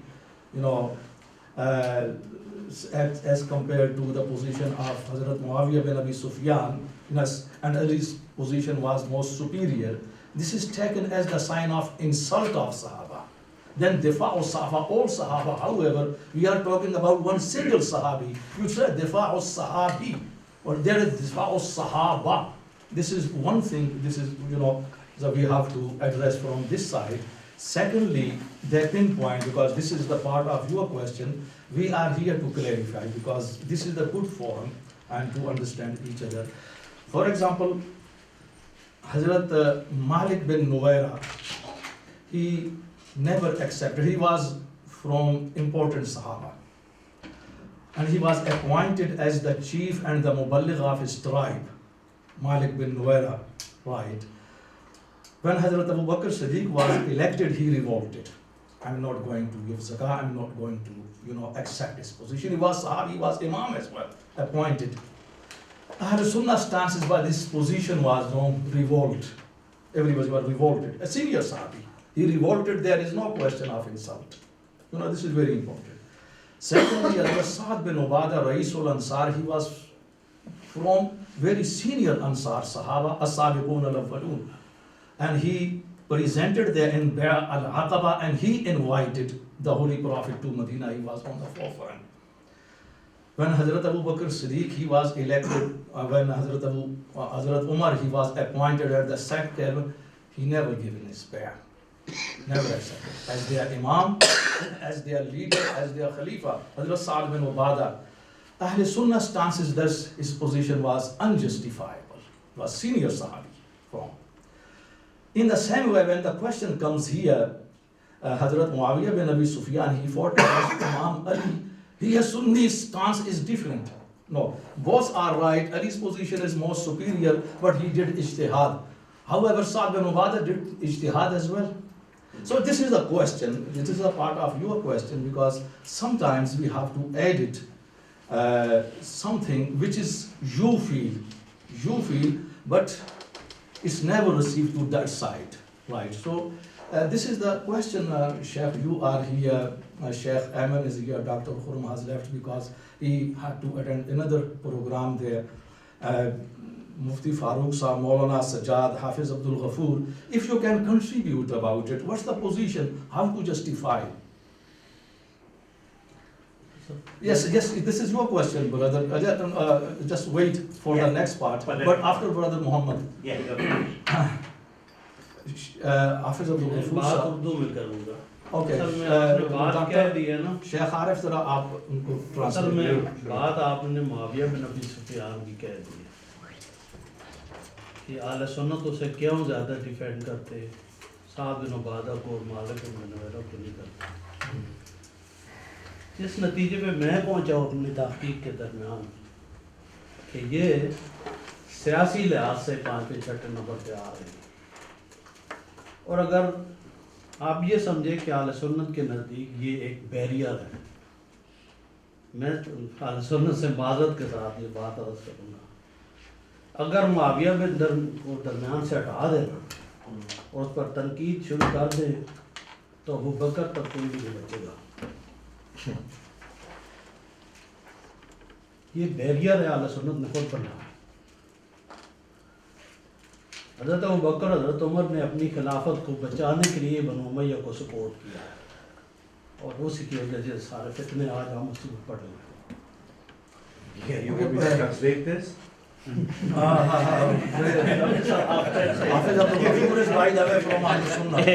एक और कटाक मौजूद है।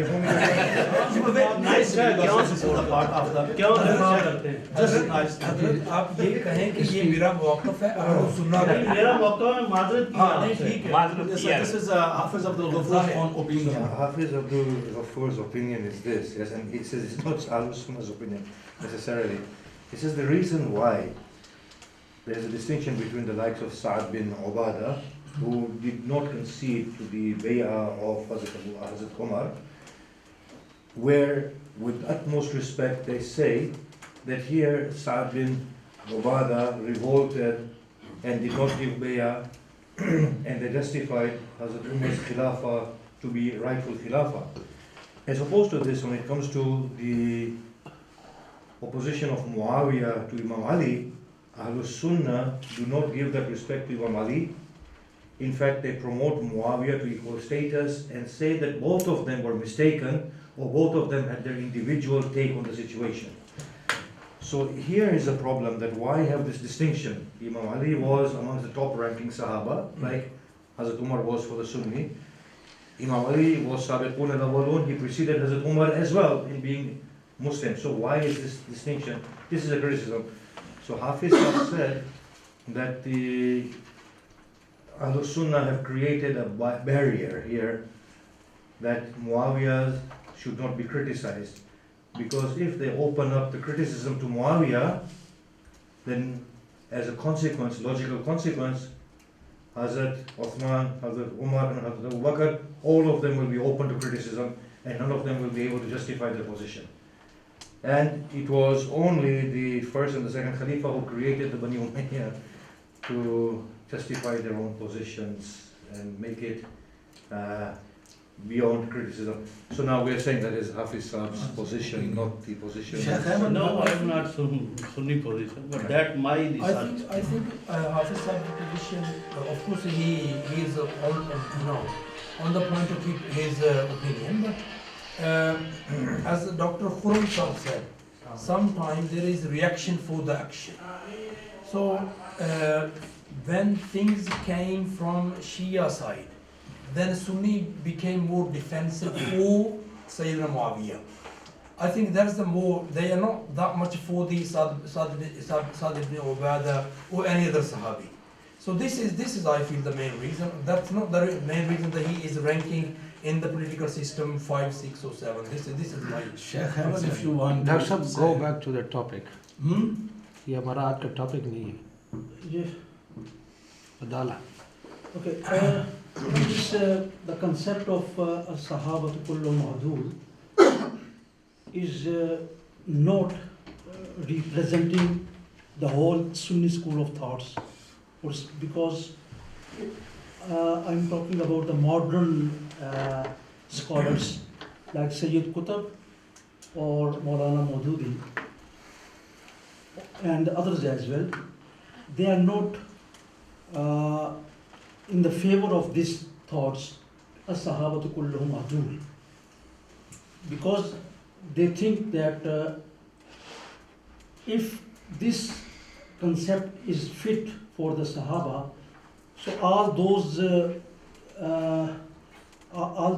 conflicts or battles or fighting among the Sahaba, where those things goes then.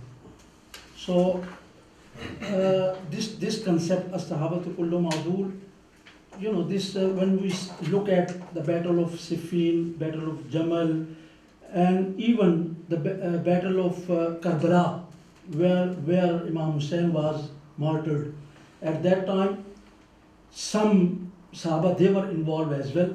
So where those positions and where those people they will go, so where the concept of Adal will be there. So I don't think that we need to readdress this concept about this Sahaba, we have to be open. Before I have to take, yes, Brother Muhammad is before you, and I'm coming to you after Brother Muhammad. But one question is to, not the question, just the very important point to Sheikh Ayman.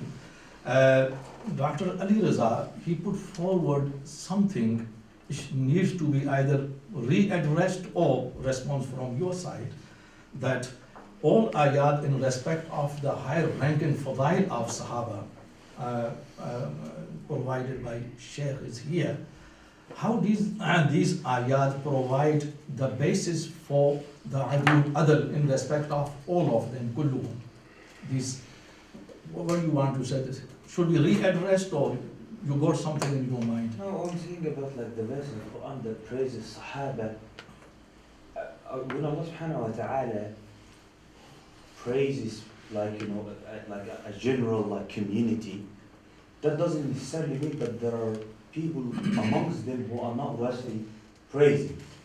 This is like, you know, a general thing in the usul al-Quran, usul al-tafsir al-Quran.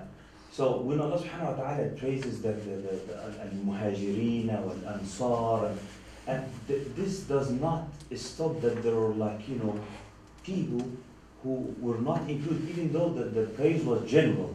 Even though the praise was general. Like, for example, from my understanding from the hadith of Quran, and, like, you know, the other ayah, like right now, this meeting, as I believe from the Quran, we ما اجتمع قوم في بيت من بيوت الله يتلون كتاب الله ويتدارسونه فيما بينهم إلا نزلت عليهم السكينة وحفتهم الملائكة وذكرهم الله في من عنده. جيد? Isn't it possible that amongst us, people who, like, you know, like Islam is just an idea to them, or people who can discuss things academically, but when it comes to the belief itself, you know, like the craft of, like, you know, being an academic is different from believing in what even you present. You can be a very good researcher, but at the same time not a very good believer. You know what I'm trying to say? So isn't the hadith include all of the people who are discussing? Can we have, like, with the placing of a one person who is present, that Allah subhanahu wa ta'ala forgives all of us because one sincere person? What I'm saying, when the ayah makes a dua for rahmah or gives, like, any credit to the general community, that doesn't necessarily mean that there is one amongst us who is not actually up to the standard of this.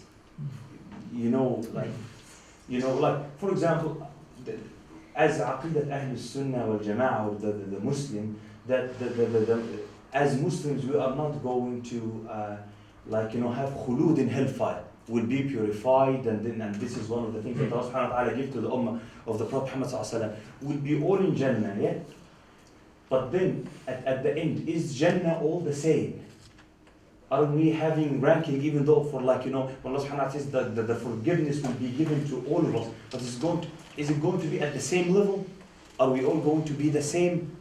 No, of course not. So what I'm saying is there is no contradiction between the verses of Quran and the general term of the Allah subhanahu wa ta'ala praises them, because there is no necessity for exclusion if it's understood from the context. If Allah subhanahu wa ta'ala told the Prophet Muhammad sallallahu alayhi wa sallam, otherwise we wouldn't have al-ashra mubasharun bil jannah, for example.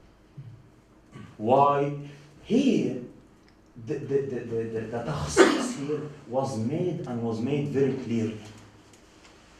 When it comes to takfir,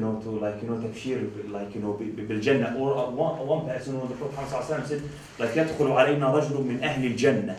So here it's clear. So the generalization in the verse doesn't necessarily mean that every single person.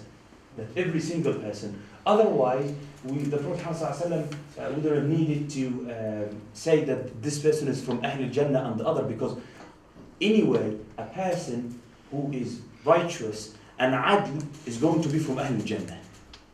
It's going to be from Ahl al-Jannah, but the takhsis here was made for a specific reason.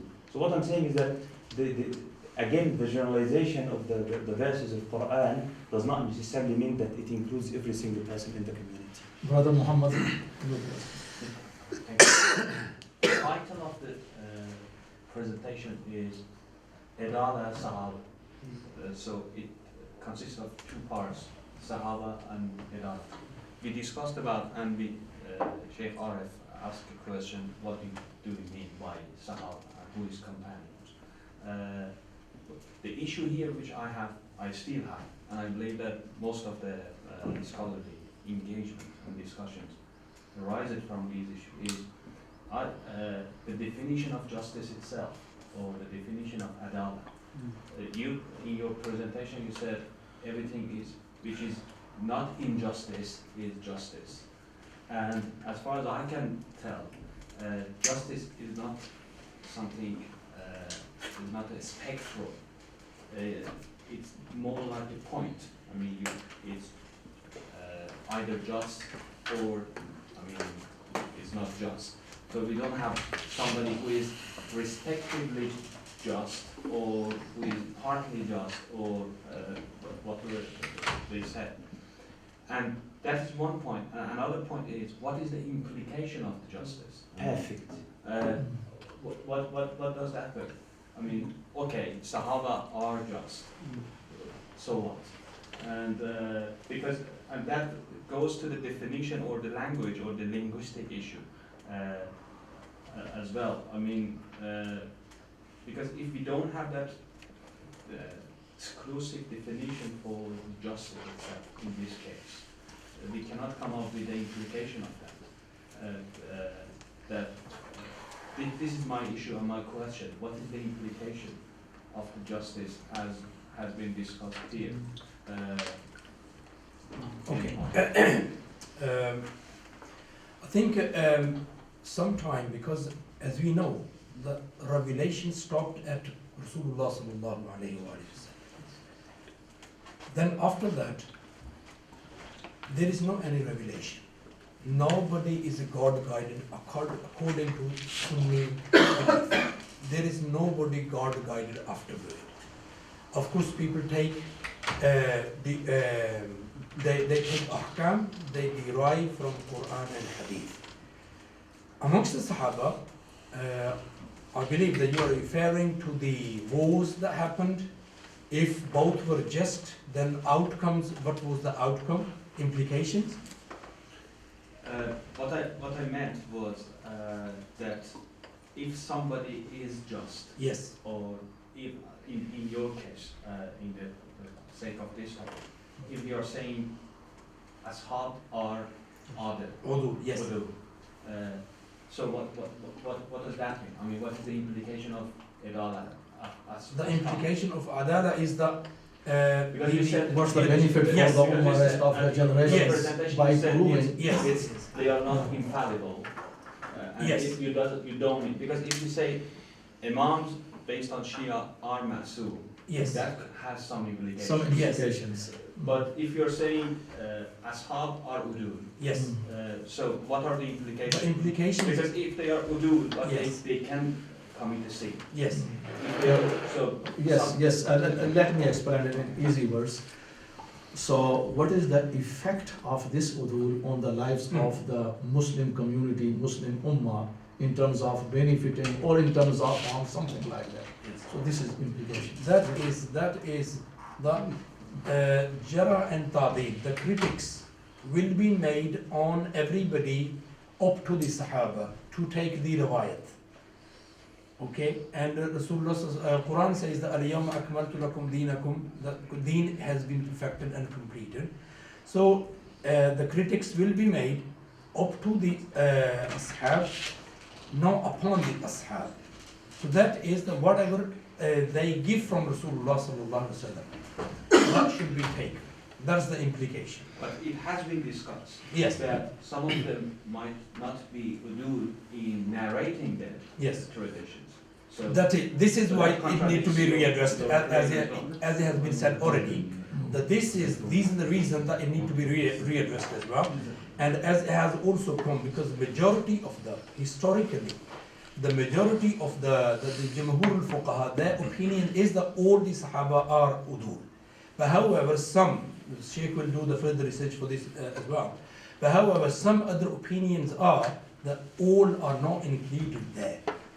But in the past, as recently some examples, as the brother has mentioned, Maulana Maududi, Imam Maududi has also differed in this opinion.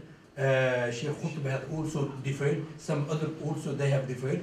But still, even today, mass majority, they believe that all Sahaba are udul. But it doesn't, I mean, sorry, my You last. said, let me explain to you, because the other brothers are But it's not waiting. rational at all. Yes, from Ahlul Sunnah side, to proving Sahaba as udul, because as Sheikh presented, after the Holy Prophet, the Ummah need a Salih Qiyadat. This is the Salih Qiyadat, right? The Ahlul Sunnah generally proves Salih Qiyadat, Pious Qiyadat, Muttaqi, and Imama as well. Salih Imama and sometimes Wilaya, but in a slightly different way. So, the rest of the community, they have to depend on the first community, the disciples of the Holy Prophet, in terms of the taking Sharia, in terms of the taking Ahadith, Tafsirul Quran, obviously. So that's why when they the Adil, the most effect is that the deen of Islam and the Sharia, it was transferred in a proper, adequate way from the first generation to the next Tabi'in, Taba Tabi'in, and so on. That's why this is very important that the Sahaba to prove them as udul. Secondly, all of them, kulluhum or not, or the senior of them. This is something just from Ahlul Sunnah side has been acknowledged. This is the point of the reconsideration today. Should be readdressed. Your name? You are next to me. Doctor, I got half of my question still there. Why, yes.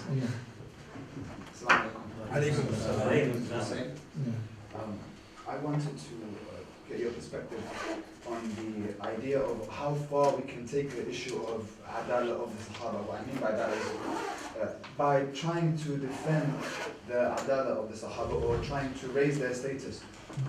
Could it come at the expense of the perception of Rasulullah?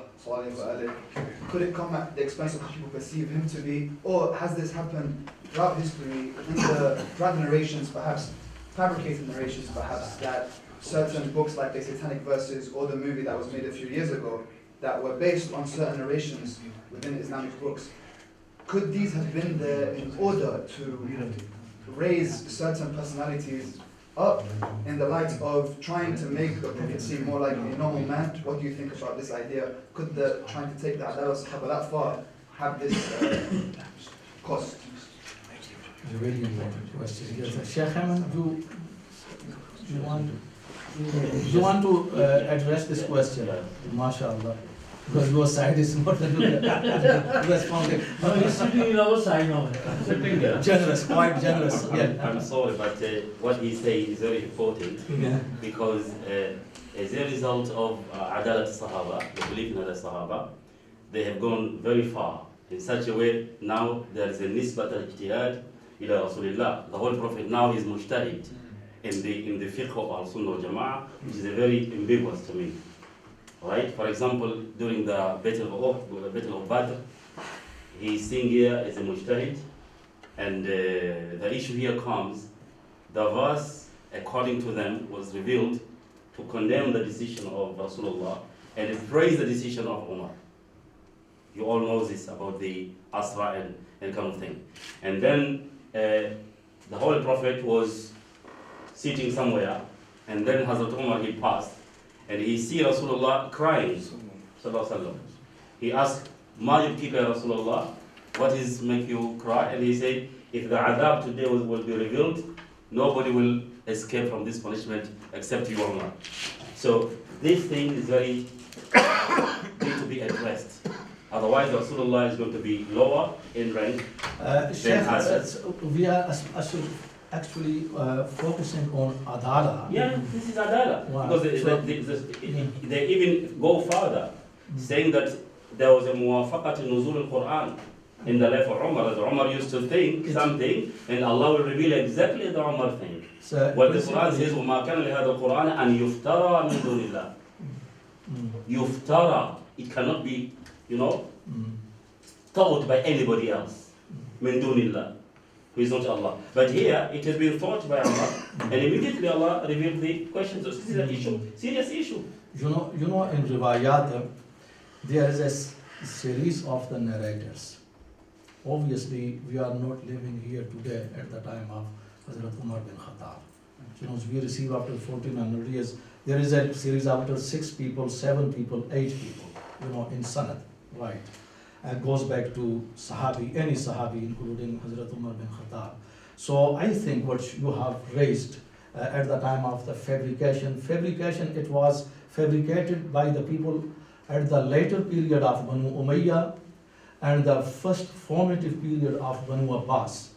And there were the different categories, Zindiq, heretics for their own purposes, and the shopkeepers to increase their, businesses, their profits, and Al-Qassas Wa'izun in order to, bring the people back to the Quran. However, that was fabricated. It has nothing to do with Adalah and Sahaba, what we're talking about. And your point is also related to here, because the narrator should be checked about it. The problem is not about Hazrat Umar bin Khattab. The mainly problem lies here in narrators. And this should be addressed. So I think Brother Hussein had a very important point, which I think you might miss this point. When in defense of this Adalah, that this hadith have gone so far, and the danger that was equating the position of the Prophet with other people in order to raise the rank of some people, because of that necessity to uphold that position of Adalah of the Sahaba. So, Sheikh Ahmed. I think Dr. Khalid has really answered it, because just the point that is missing is that he said the Adalah, like talking about the history of fabrication, that it happened later on. But then anyone who would fabricate would refer the hadith, because the chain of command has to start from someone who witnessed the Prophet Muhammad sallallahu alaihi wasallam. So what Dr. Khalid was saying, it's answering the question in another way. It is that if the fabrication, there is no doubt about this, it affected everything. Yeah. But what he's saying, the problem with the fabrication wasn't the Adalah of Sahaba or not. It's a perception of the Adalah. This is the problem. Yeah, but the fabrication comes as a result of later generations trying to lift that position of the Adalah. It doesn't affect the Adalah. It affects the perception of that Adalah, which affects the later of the but I mean, you don't have to ask this question. It's really answered. Of course, it affects. Of course, the need to do this. Anyone who fabricates, it doesn't. I mean, we don't justify if you cannot justify someone who fabricated hadith to give someone even a position that they had. It's still fabricated. Even for example, someone says hadith, for example, that Sayyidina Ali is one of the best companions of the people of Al-Bayt of Rasulullah. It is true, but you don't need a hadith to say that if it wasn't said, even the wording. I mean, the famous story about the Imam al-Bukhari when he was tested on his knowledge of hadith, they give him a sound chain of narration, so it all checks. Like, yes, this chain of narration is true. This person saw this person, and he is adl, and he's an, and they give him a sound matn of hadith. But it's just that the chain of narration wasn't for this matn of hadith. So the matn is true. The chain of narration is true and sound. But both together don't be like they're not true when they're combined together. That makes the hadith not true. Even though, like if I come and I say, one of the famous hadith, الصلاة عماد الدين من أقامها فقد أقام الدين ومن هدمها فقد هدم الدين. This hadith is fabricated. There is no doubt that Salah is Imad al-Din. There is no doubt that the one who destroys it, he has destroyed Deen. Because it is al-farq bayna al-Muslim wal-Kafir.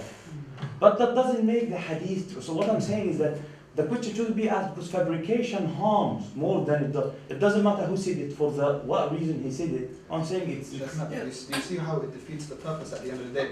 Yeah, it does. As in like, we have so much ghira to defend the Sahaba because they're Sahaba of the Prophet. Absolutely. That we had the perception of the Prophet. And then so it's like, it's regress. Absolutely. I mean, that's why I said like there's no question should be asked about it because of course. So it's rethinking our priorities. As in, why do we want to defend the Adalah in the first place? It's for the Prophet.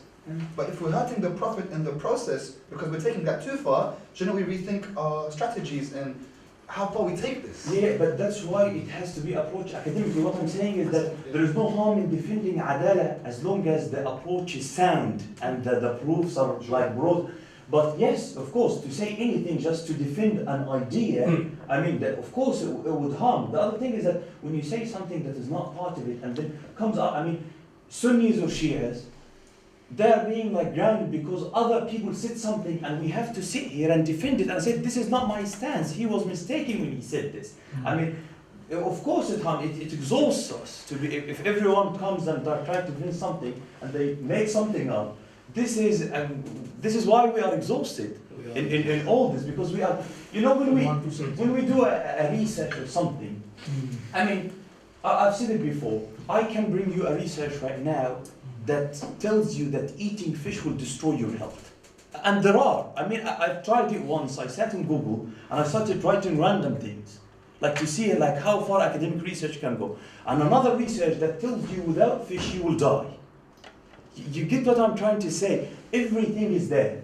And if you want to prove it, you can twist things. You can use research. One of our professors at the university here at Birmingham, he was talking about at the time of Margaret Thatcher, and they made a survey to be able to see how people perceive it. He said the language of the survey itself does not allow you to perceive her negatively.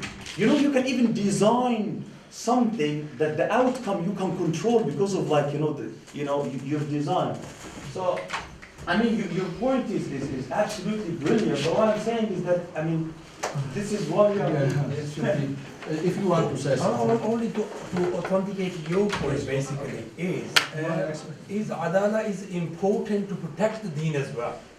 So that need to be established as well.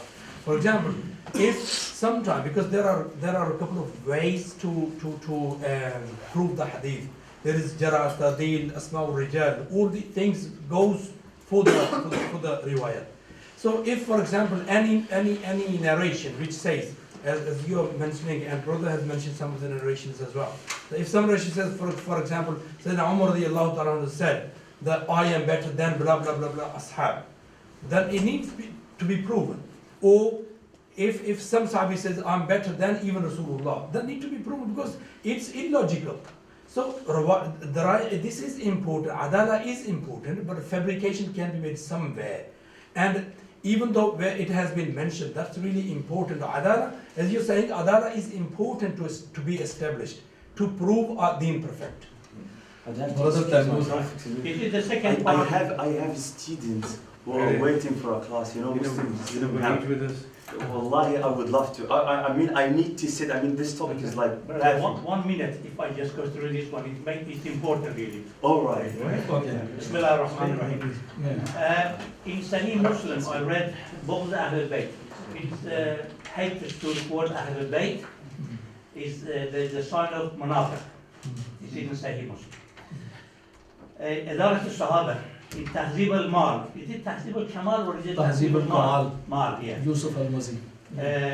Volume 19, page 56. It says, anybody who disrespects the Sahaba are Zandiq. Okay? Now then, in Minhaj al-Sunnah, volume 7, page 137 and 138. In Fadail al-Sahaba, explaining from Hazrat Abu Bakr, Umar, and come to Hazrat Ali. And then he's saying that, I've just wrote it down here, it's not Arabic because I haven't got the Fatih cassette of it. وَلَمْ يَكُنَّ كَذَلِكَ أَلِي فَإِنَّ كَثِيرًا مِنَ الصَّحَابَةِ وَالتَّابِعِينَ كَانُوا يَبْغِضُونَ وَيَسَبُّونَ وَيَقَاتِلُونَ.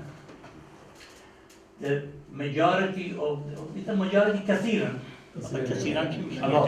No, not majority, كثيرا. No, not majority. Great number of people. Okay, of the Sahabi and Tabi'in. They had books of the hatred of Hazrat Ali. They actually hated him and they actually fought him. So which one is the truth? When I go back to Sahih Muslim, which it says that if somebody dislikes Ahl al-Bayt, is Munafiq. If somebody says something against the Sahaba, that time was Sahaba, and is Ahl al-Bayt. So the two clearly identify that is either Zandiq or Munafiq. Now here, Ibn Taymiyyah clearly is saying that in the at the time there were so many. This is because he explaining, Ibn Taymiyyah explaining that the first Caliph, second Caliph, and the third Caliph, they never had any problem with the people. But Hazrat Ali had a problem. And this is what he said. Sheikh Haman, you. Before, yeah, I would say we are Because going, you are stopped for, especially for this. we are going in the same circle. You get what I'm trying to say? We are going in the same circle. Again, if we go further, even saying tabi'in, لغة and اصطلاحا in the period that followed the Sahaba, رضي الله عنهم, because it comes from tabi'ah, to follow. So anyone other than the tabi'in, kafirs, I mean, like, the period as a period, people who were there, and like, all sort of like, people in the community. I mean, again, this will not include them. If we have a non-Muslim amongst us right now, reciting Quran, and this happened, like in the Netherlands, we had like a conference over there, and was like about manuscripts and things, okay? We were studying Quran. We were studying what? Quran. Reading it and studying the manuscript. Okay.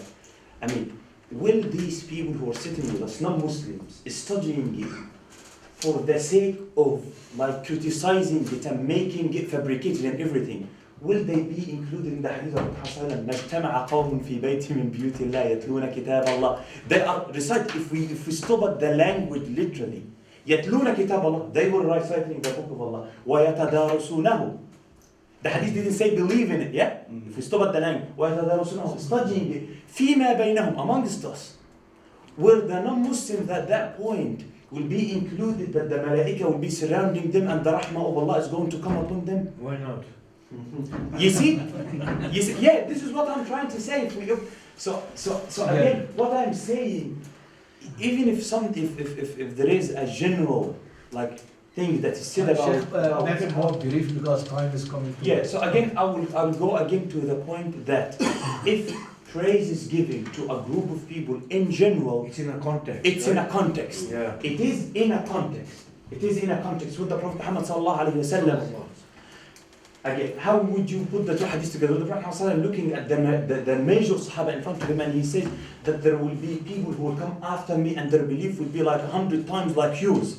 While these people in other hadith, when their belief was like, weighed, it would like the whole ummah. But Ibn Hazm said, because the people who will come after me, they have believed in me without seeing me. Both are accepted, there is no contradiction here. The Prophet Muhammad ﷺ at some point was trying to tell the Sahaba that it is hard to believe without seeing, and it's easier for you even if you are struggling because I'm amongst you. So again, it's like, it's the language. I would love to do a deeper research, and I will, linguistically and and from a religious perspective. And Jazakumullah khairan was really enriching. Thank you very much. Brother, your name? Yes, Ali. For my relevance, I will say some word because my relevance to the topic is Adalah. Because the basic conception of the Adalah is distributing the rights and the obligation equally among the people. In the life of the Prophet ﷺ himself, he used to stay each night with each wife of her 7 wives when he was in good health. So he distributed the right of his women equally. And when in his last illness, when he became ill Rasulullah for a number of days, he also distributed that obligation fairly and equally among each wife. And before, when he distributed the right, you find Salama radiallahu anha donated her night to Aisha for Rasulullah. And when Rasulullah became ill, also Salama couldn't serve his illness, couldn't take him. Hadrat Aisha also accepted the obligation of Salama and to serve Rasulullah in his sickness instead of Salama. And besides the Adalah, there is something in the field of law called insaf, fairness, not only justice. Justice sometimes is not enough. And something before the Adalah and the fairness also called transparency, which you will never see somebody transparent more than Muhammad after him, his Sahaba. Nobody will be never. You got Umar himself in his last life, when he buried, he got some material he has to distribute among the Sahaba. Because Umar was longer, about 25 centimeters above the Sahaba, he gave himself the same measurement. And when he died, they tried to cover him by this dress. His dress he received couldn't cover his whole body.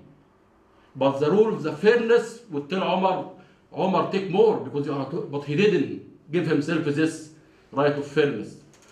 In Surah Al-Nisa, ayah's clear definition of the Adalah, and the ayah of Surah Al-Nisa brother. إن الله يأمركم أن تؤدوا الأمانات إلى أهلها وإذا حكمتم بين الناس أن تحكموا بالعدل. In Surah Al-Mujadalah, when some Sahabi broke his fast, the holy month of Ramadan, with his wife, and he deserved to be punished by the clear ayah. So he should fast 2 months excessively, or he should free slave, or he should feed 60 poor or miskeen. And when he went to Rasulullah under his sin, he deserved to be penalized. And Rasulullah saw his case couldn't bear the penalty. Rasulullah changed the penalty into reward, and this because of the fairness. And in fact, this is very, very no one more than Sahaba indeed. In the field of Shia or the Sunni, you'll find no one after the Sahaba. But above from that, everybody is under. Yes, thank you very much. Sheikh, where are you going? I just need to see this brother before he runs away. Because you are needed here. We are just. Are we wrapping up? Yeah. Yes. Yes, you can go out. You can go. Yes. But a short while. Okay. Thank you. मौलाना सज्जाद बिस्मिल्लाहिर्रहमानिर्रहीम मुफ्ती साहब एक question आपकी तरफ भी refer करना है Al-Adalah, if you go back to Sahaba, what was the concept of Adalah among Sahaba? Hazrat Muawiyah fought with Hazrat Ali.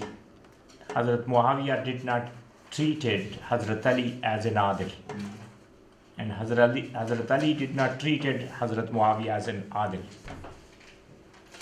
So what I think this is very confusing subject. What's the sir, did you understand मुफ्ती साहब आपने इनका वो सवाल समझ लिया?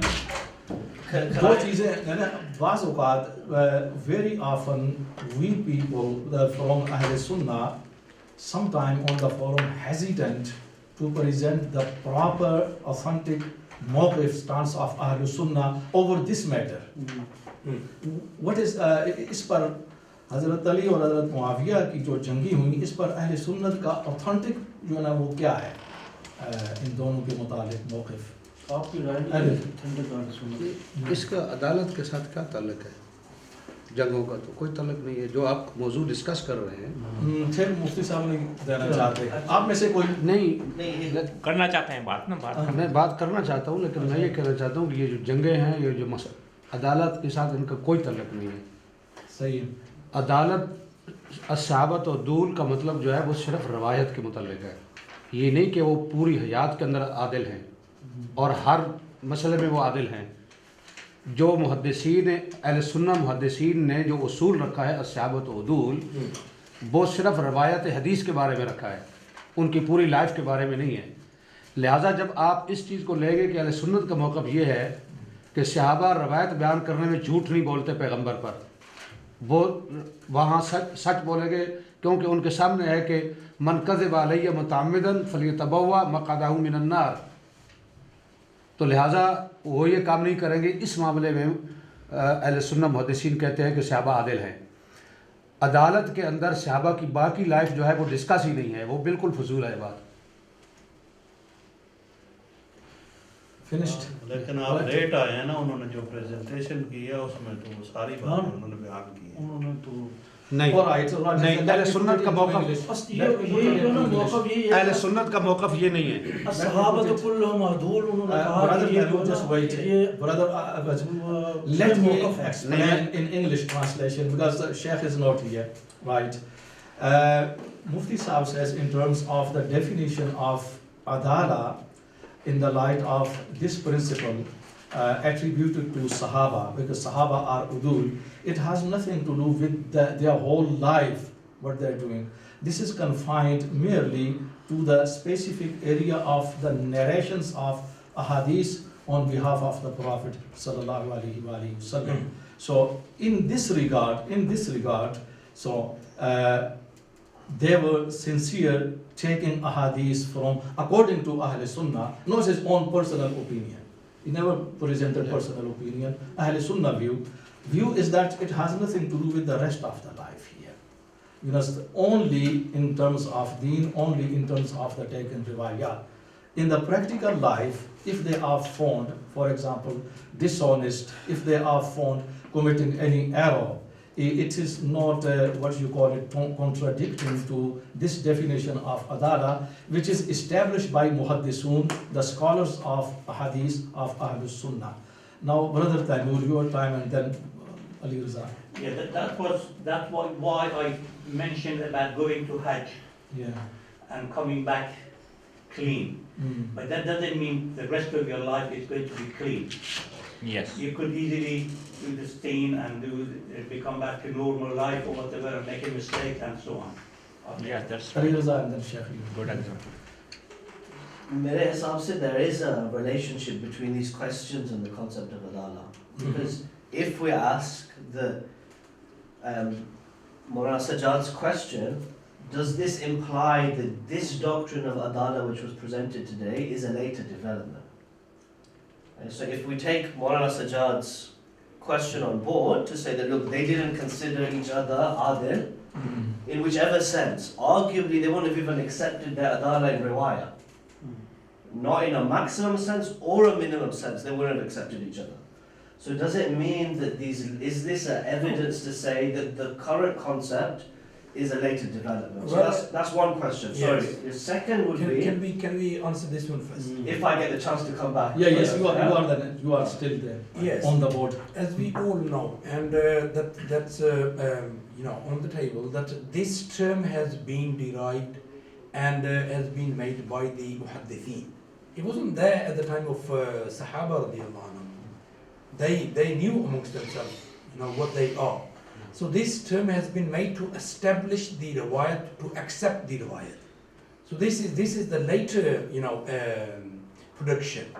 So this is what has been made. It doesn't, as the Sheikh has said, it doesn't have to do anything with the rest of the life. But this was being made basically to establish the Jara and Tadil and Asma ul Rijal to accept the riwayat. Next part. So then, if we agree on that, seems to be a consensus position from at least both of you. Does it mean that we have to qualify the way that we're introducing Sahaba in their entirety? So I know this is sensitive, but it's a genuine question.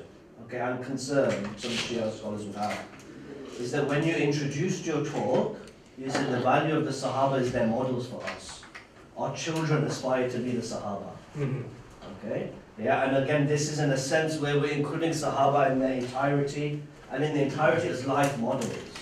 Yeah, our scholarly discussion here has restricted the meaning of Adalah to their reporting of hadith. So is there a tension there?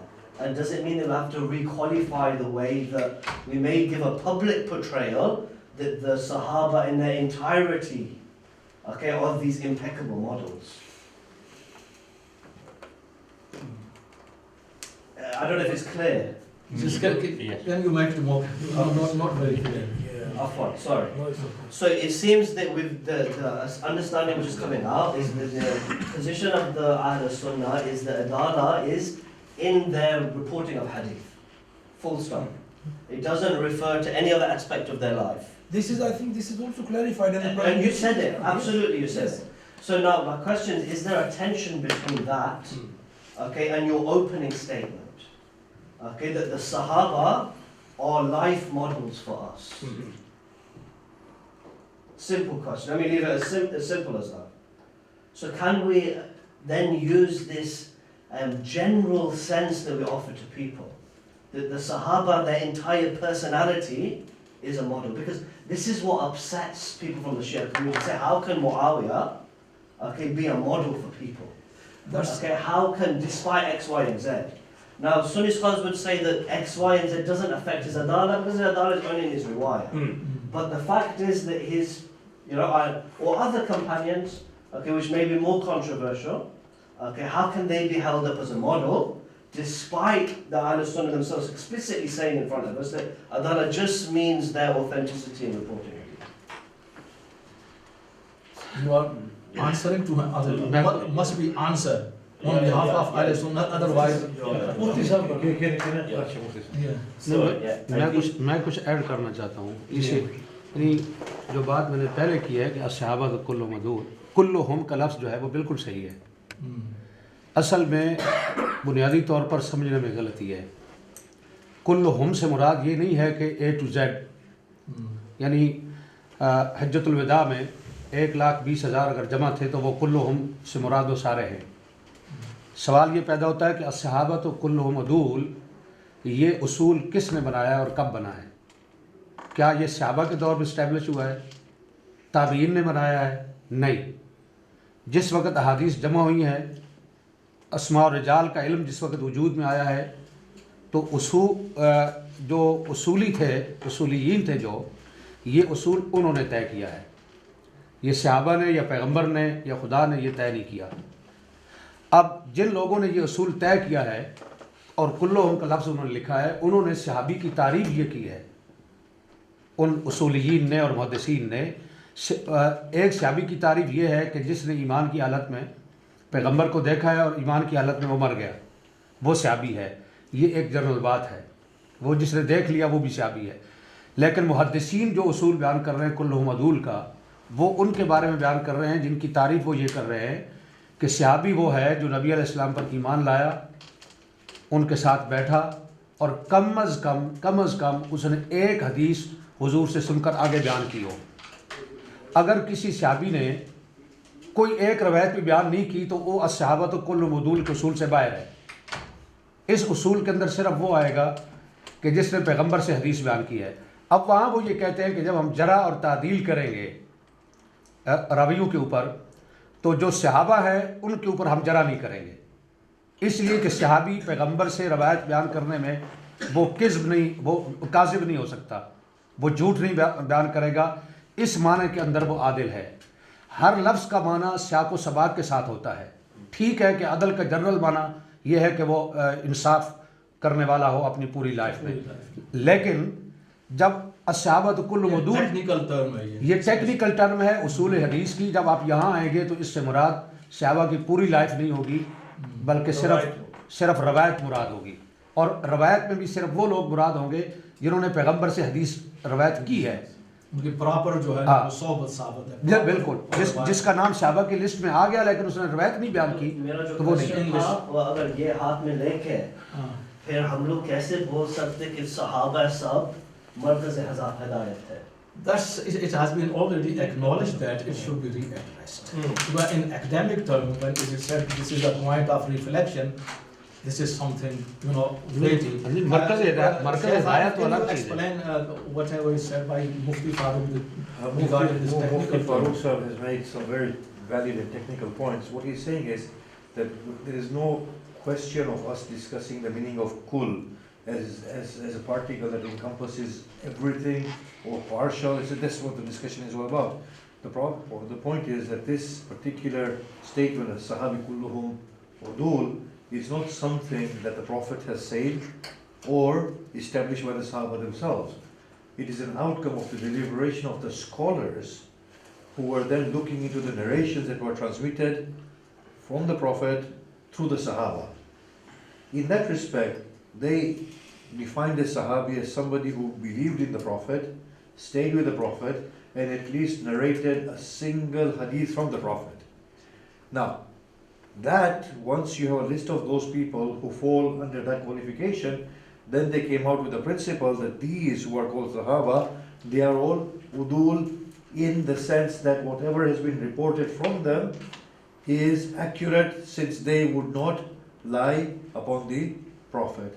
That is what a Sahabi kulluhum udul actually means. And the discussion that is it all or some, that is actually not a discussion, that is a valid discussion on the point of a Sahabi kulluhum udul. So he's basically saying that that statement is not from the Prophet, that statement is from the usulul, from the ulama of usul hadith. Can I just say something though? Yeah. What Maulana Qusuri said, and Dr. Ali Raza, the problem that you are having. You see, look, the Prophet, as a Prophet, on his own, did not have angels helping him in spreading Islam. It was human beings. So there were muhajirin who did leave everything for the sake of Islam. There were Ansar who gave half of their wealth away to the muhajirin and did mu'akhat. Yes? There were battles upon battles upon battles, right? Badr, Uhud, others. The Sahaba sacrificed. They came from idolatry to Islam. Their sacrifice was huge. You have a little flaw here and there. We all have flaws here and there. But you have to admit, and the Shias have to admit, that that was the golden era of Islam. Those grand Sahaba, Jannatul Baqi, had 80,000 people die before the Prophet. 80,000 who died in Islam, giving their lives for Islam, in Uhud, in Badr, giving their lives for Islam, giving their wealth for Islam. In that way, if that young boy said that I want to become a Sahabi, it is venerable, and you said you want to become a Sahaba. I mean, I would rather have that faith that makes me go away, leave my hometown, migrate for the sake of Allah. I don't have that faith. I wish I had that faith. I wish I had the faith in which I can go into my pocket and give half of my wealth away to another. Sahaba have done all of these things. Can you see that? I mean, obviously, we are here in a very scholarly discussion. We have to be critical and see right from wrong in order for us to put this fitna of Sunni and Shia to rest once and for all. But Sahaba, you can't deny this. There's so much reference to them in the Quran. وَسَابِقُونَ الْأَوَّلُونَ. Yes, رَضِيَ اللَّهُ عَنْهُمْ وَرَضُوا عَنْهُ. Allah is saying it. But not for all this, which is just an example to support that point you said. Those brothers who know the system of cryptocurrency, when initially it came, so about 8,000 bitcoins, they bought 10,000 bitcoins, they bought 2 pizzas, which was equal to $25. At that time people bought, they are now sitting on billions. because people did not believe into that. So they vote at that time. People did not believe in that. So some people vote. So now they're sitting on billions. Those who believe today, they're not earning anything, hardly some pennies or some pounds. So sometime it was, so those people who accepted Islam at that time, of course their reward is multiplied, even though they had some shortcomings as well. And they never knew before Islam, they never knew about Islam anything. So they were converting and changing, leaving everything from their life to another life. I think this is a huge point that you made as well. That this example is we are nearly at the end and we have to back up. I think the language that you used by Mufti there is very fantastic, especially when we consider that those who wrote these words, kullu udul, they were usuliyin. Because in Arabic language you have kullu tamma and kullu juzi. So somebody can say kullu, but he doesn't mean kullu, like 100%. Like yafudu kulla safinatin ghasba. So he didn't take all the boat there, but he took, those who are, So that is understandable. But if we talk about riwayah, that they were udul in riwayah, we'll have another problem.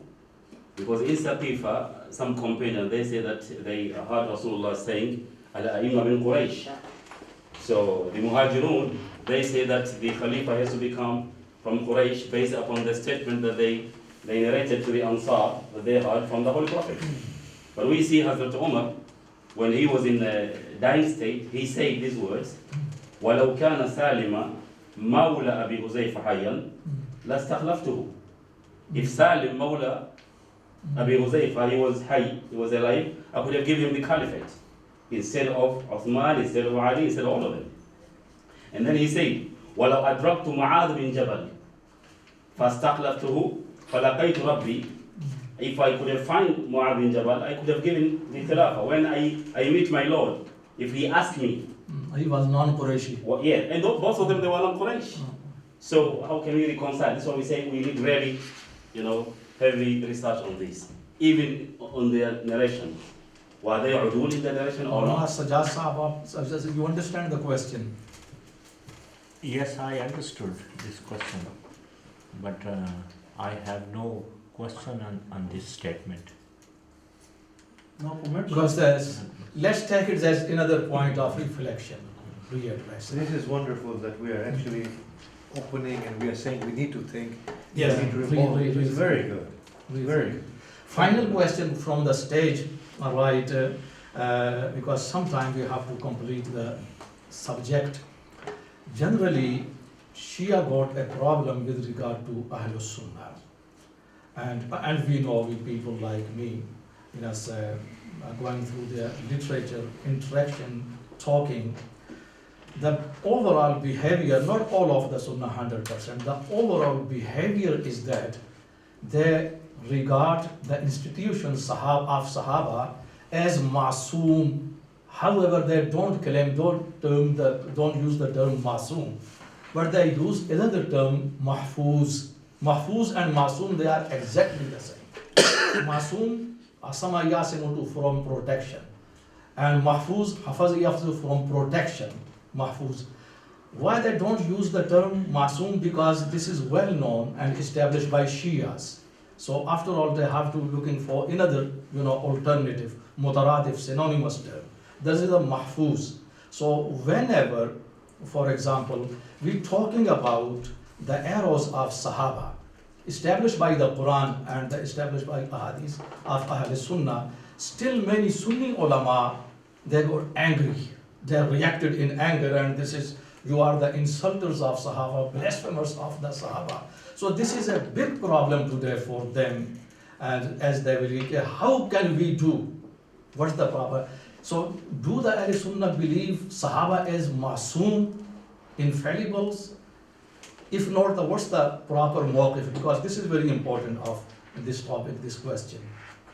Sheikh, you are here, Maulana Sajjad, and it's not teaching of Quran. Amlan सारे अहले सुन्नत मानते हैं कि वो मासूम कहते नहीं नहीं मेरा ख्याल में अहले सुन्नत का ये मौक़िफ़ नहीं है कि सहाबा महफूज हैं। ये इस दौर जदीद में वाइज़ीन का मौक़िफ़ है। ये सही है बात। बिल्कुल सही। ये अहले इल्म का, मुहद्दिसीन का और फुक़हा का ये मौक़िफ़ कतन नहीं है। आप उठा लें किसी उसूली को, आप किसी फ़क़ीह को, किसी ने भी ये नहीं कहा कि सहाबा महफूज हैं। तो ये मेरे ख़्याल में ये एक नई जदीद इस्तिलाह है जो शिया के रिएक्शन में ईजाद हुई है। हाँ सही है। वरना इल्म के साथ इसका कोई ताल्लुक़ नहीं। So, in response to Dr. Khalid's question, Mulana Sajjad said that this is the mahfudiyya, the protected nature of the Sahaba. In other words, Sahaba protected from mistakes. So Sahaba are infallible like the Ma'soom. Mulana Sajjad said this cannot be justified through the Quran. Mufti Farooq Sahib said that this position of the protection of the Sahaba is actually not the position of the Sunni scholars of Hadith or of Usul. It is a position promoted by the orators, which is probably in reaction to the Shia's claim of Isma, infallibility for their Imams. So then the Sunni Wa'idhin and the orators have claimed this mahfudiyya of the Sahaba. Now the time is actually at the end now. This is the time to put forward achievements and the points agreed upon, the point of differences as the result of this discussion, and I included here the previous discussion talk as well on Imama and Isma. And now we have to compare, because this is very important what we have achieved. However, Brother Taimur is there, restless, but I'm very sorry because time is over, and today our discussion is quite fruitful and enough time, and food is also waiting. The points, this is the agreed upon between both sides, Sunnis and Shias. The Prophet is Khatamun Nabiyyin. Both sides, it was discussed last time by Ayatullah al-Muhaqqiq and Sayyid Dr. Muhammad Fatimi. And there is a need after the Holy Prophet, a proper Salih Qiyada leadership agreed upon, because last time Wilaya and Imama continued to guide, to convert the Sharia after the Holy Prophet and to establish the mission of the Prophet. Then the mission of the Holy Prophet, this is agreed upon, which is to establish the system of the Quran and the Dawah. Very briefly, this is the spirit. Wording from Shia side, Sunni side may be different, but this is the spirit, this is agreed upon. After Sahaba, the mission, it was carried out by ulama according to the Ahl-Sunnah, ulama, this leadership transferred to. From the other side, Shia side, okay, it's agreed upon. After Imams, after the time, after 12 Imam, this qiyada transfer, it was dispersed to Maraje, Mujtahideen, and the Fuqaha or ulama as well, till the advent of Imam Al-Mahdi. Then from Sunni side, Salih qiyada must be equipped with Kamal fit taqwa. After the Holy Prophet ﷺ, it has to be Kamal fit taqwa, and talking about Adul as well. But as we decided, it should be readdressed as well, and we entrusted the responsibility to Sheikh Ayman Yaqub. Inshallah, he will be completing the topic. But Kamal fit taqwa must be there in this. And from the other side, agreed upon Kamal fit taqwa also. And this Kamal fit taqwa also expounded or expressed as Isma of Imam as well, as it was discussed last time. And another point, the major criterion is Kitab and Sunnah for all these Ash-Sharia and the Qiyada Imama and the Shia side as well. These are the points agreed upon, as a result of this discussion. And the last discussion, as I said, I included here the previous discussion and the program. Now, the points of the differences, that much of the points, alhamdulillah, agreed upon, and they are the solid and the salient points. In the differences, the concept of qiyada and in terms of the Sahaba and Adul, presented by the Sunni side. From the other side, as last time, this is Imama of Ahlul Bayt. This is the major qiyada, and which is Isma. And Isma, the definition has been explained. However, this is not completed as Sheikh Arif. I think next time somewhere, the next part of Imama should be discussed as well, right? The second point, according to Ahl Sunnah, only Anbiya they are Masoom, and Ahlul Bayt and and Sahaba they are not Masoom. So this is we don't have the time today to discuss when we believe agreed upon Sunnis and Shia Anbiya are Masoom, and Imams as well Anbiya both. So where we can take this evidence? Is it clearly expressed by the Quran, explicitly for both? But maybe discuss later on. I think as Sheikh Ayman has taken on the task of looking into the whole issue of the Udul of Sahaba and what it means, I think somebody from this side needs to take on the task of Isma, not even sparing the Prophet and the Aimma. What does Isma actually mean? What are the conflicts that are there within the literature, and what does the Quran say about it? I think it's very important that somebody on this side, Sheikh Abu Ja'far, if you can just take it on board and we can all then sit together and do some work on it. Because our expression is that, because we were discussing, even Ahl Sunnah strongly believe in Ismatul Anbiya, but which is not clearly, explicitly mentioned by the Holy Quran. Well, this is not mansoos but inferential. So if Sheikh Abu Wallahu ya'simuka minan nas, many other ayat. If Sheikh Abu Ja'far can do this work, Sheikh Ayman, then I think with the knowledge and the background of Mufti Farooq Sahab and some of us, we can sit together and maybe can come out in some work on the Isma of the Anbiya from the line of the Quran. This is to be clear. So at least we can take it step by step. And after the Qiyadat of the Holy Prophet, according to Ahl Sunnah, Sahaba they got the major authority as Hufazu Sharia, and the Ahlul Bayt they are the part of that. When they use the term Sahaba, obviously Ahlul Bayt on the top. But according to the other side, Ahlul Shia, after the Holy Prophet, Imams, they are the part of, they occupied the major authority of Qiyada and Imama as Hufazu Sharia and Ashab Bittaba, Bil Asal. In English, for Bittaba, the meaning is non-essential. Non-essential or subsequential. Subsequential. Not Bil Asal, not the primary one. Right. So these are a few points, 1, 2, 3, which are the points of differences. More than 6 points agreed upon. So is it okay what I derived from the previous discussion and today's discussion? Anything you want to add from both sides? I think the word Sahaba, being that we use it loosely, I think when Allah addresses the Sahaba as a real help to the Prophet, he used Hasbukallah wa man tabi'aka min al-mu'minin. He didn't say wa man sahibaka.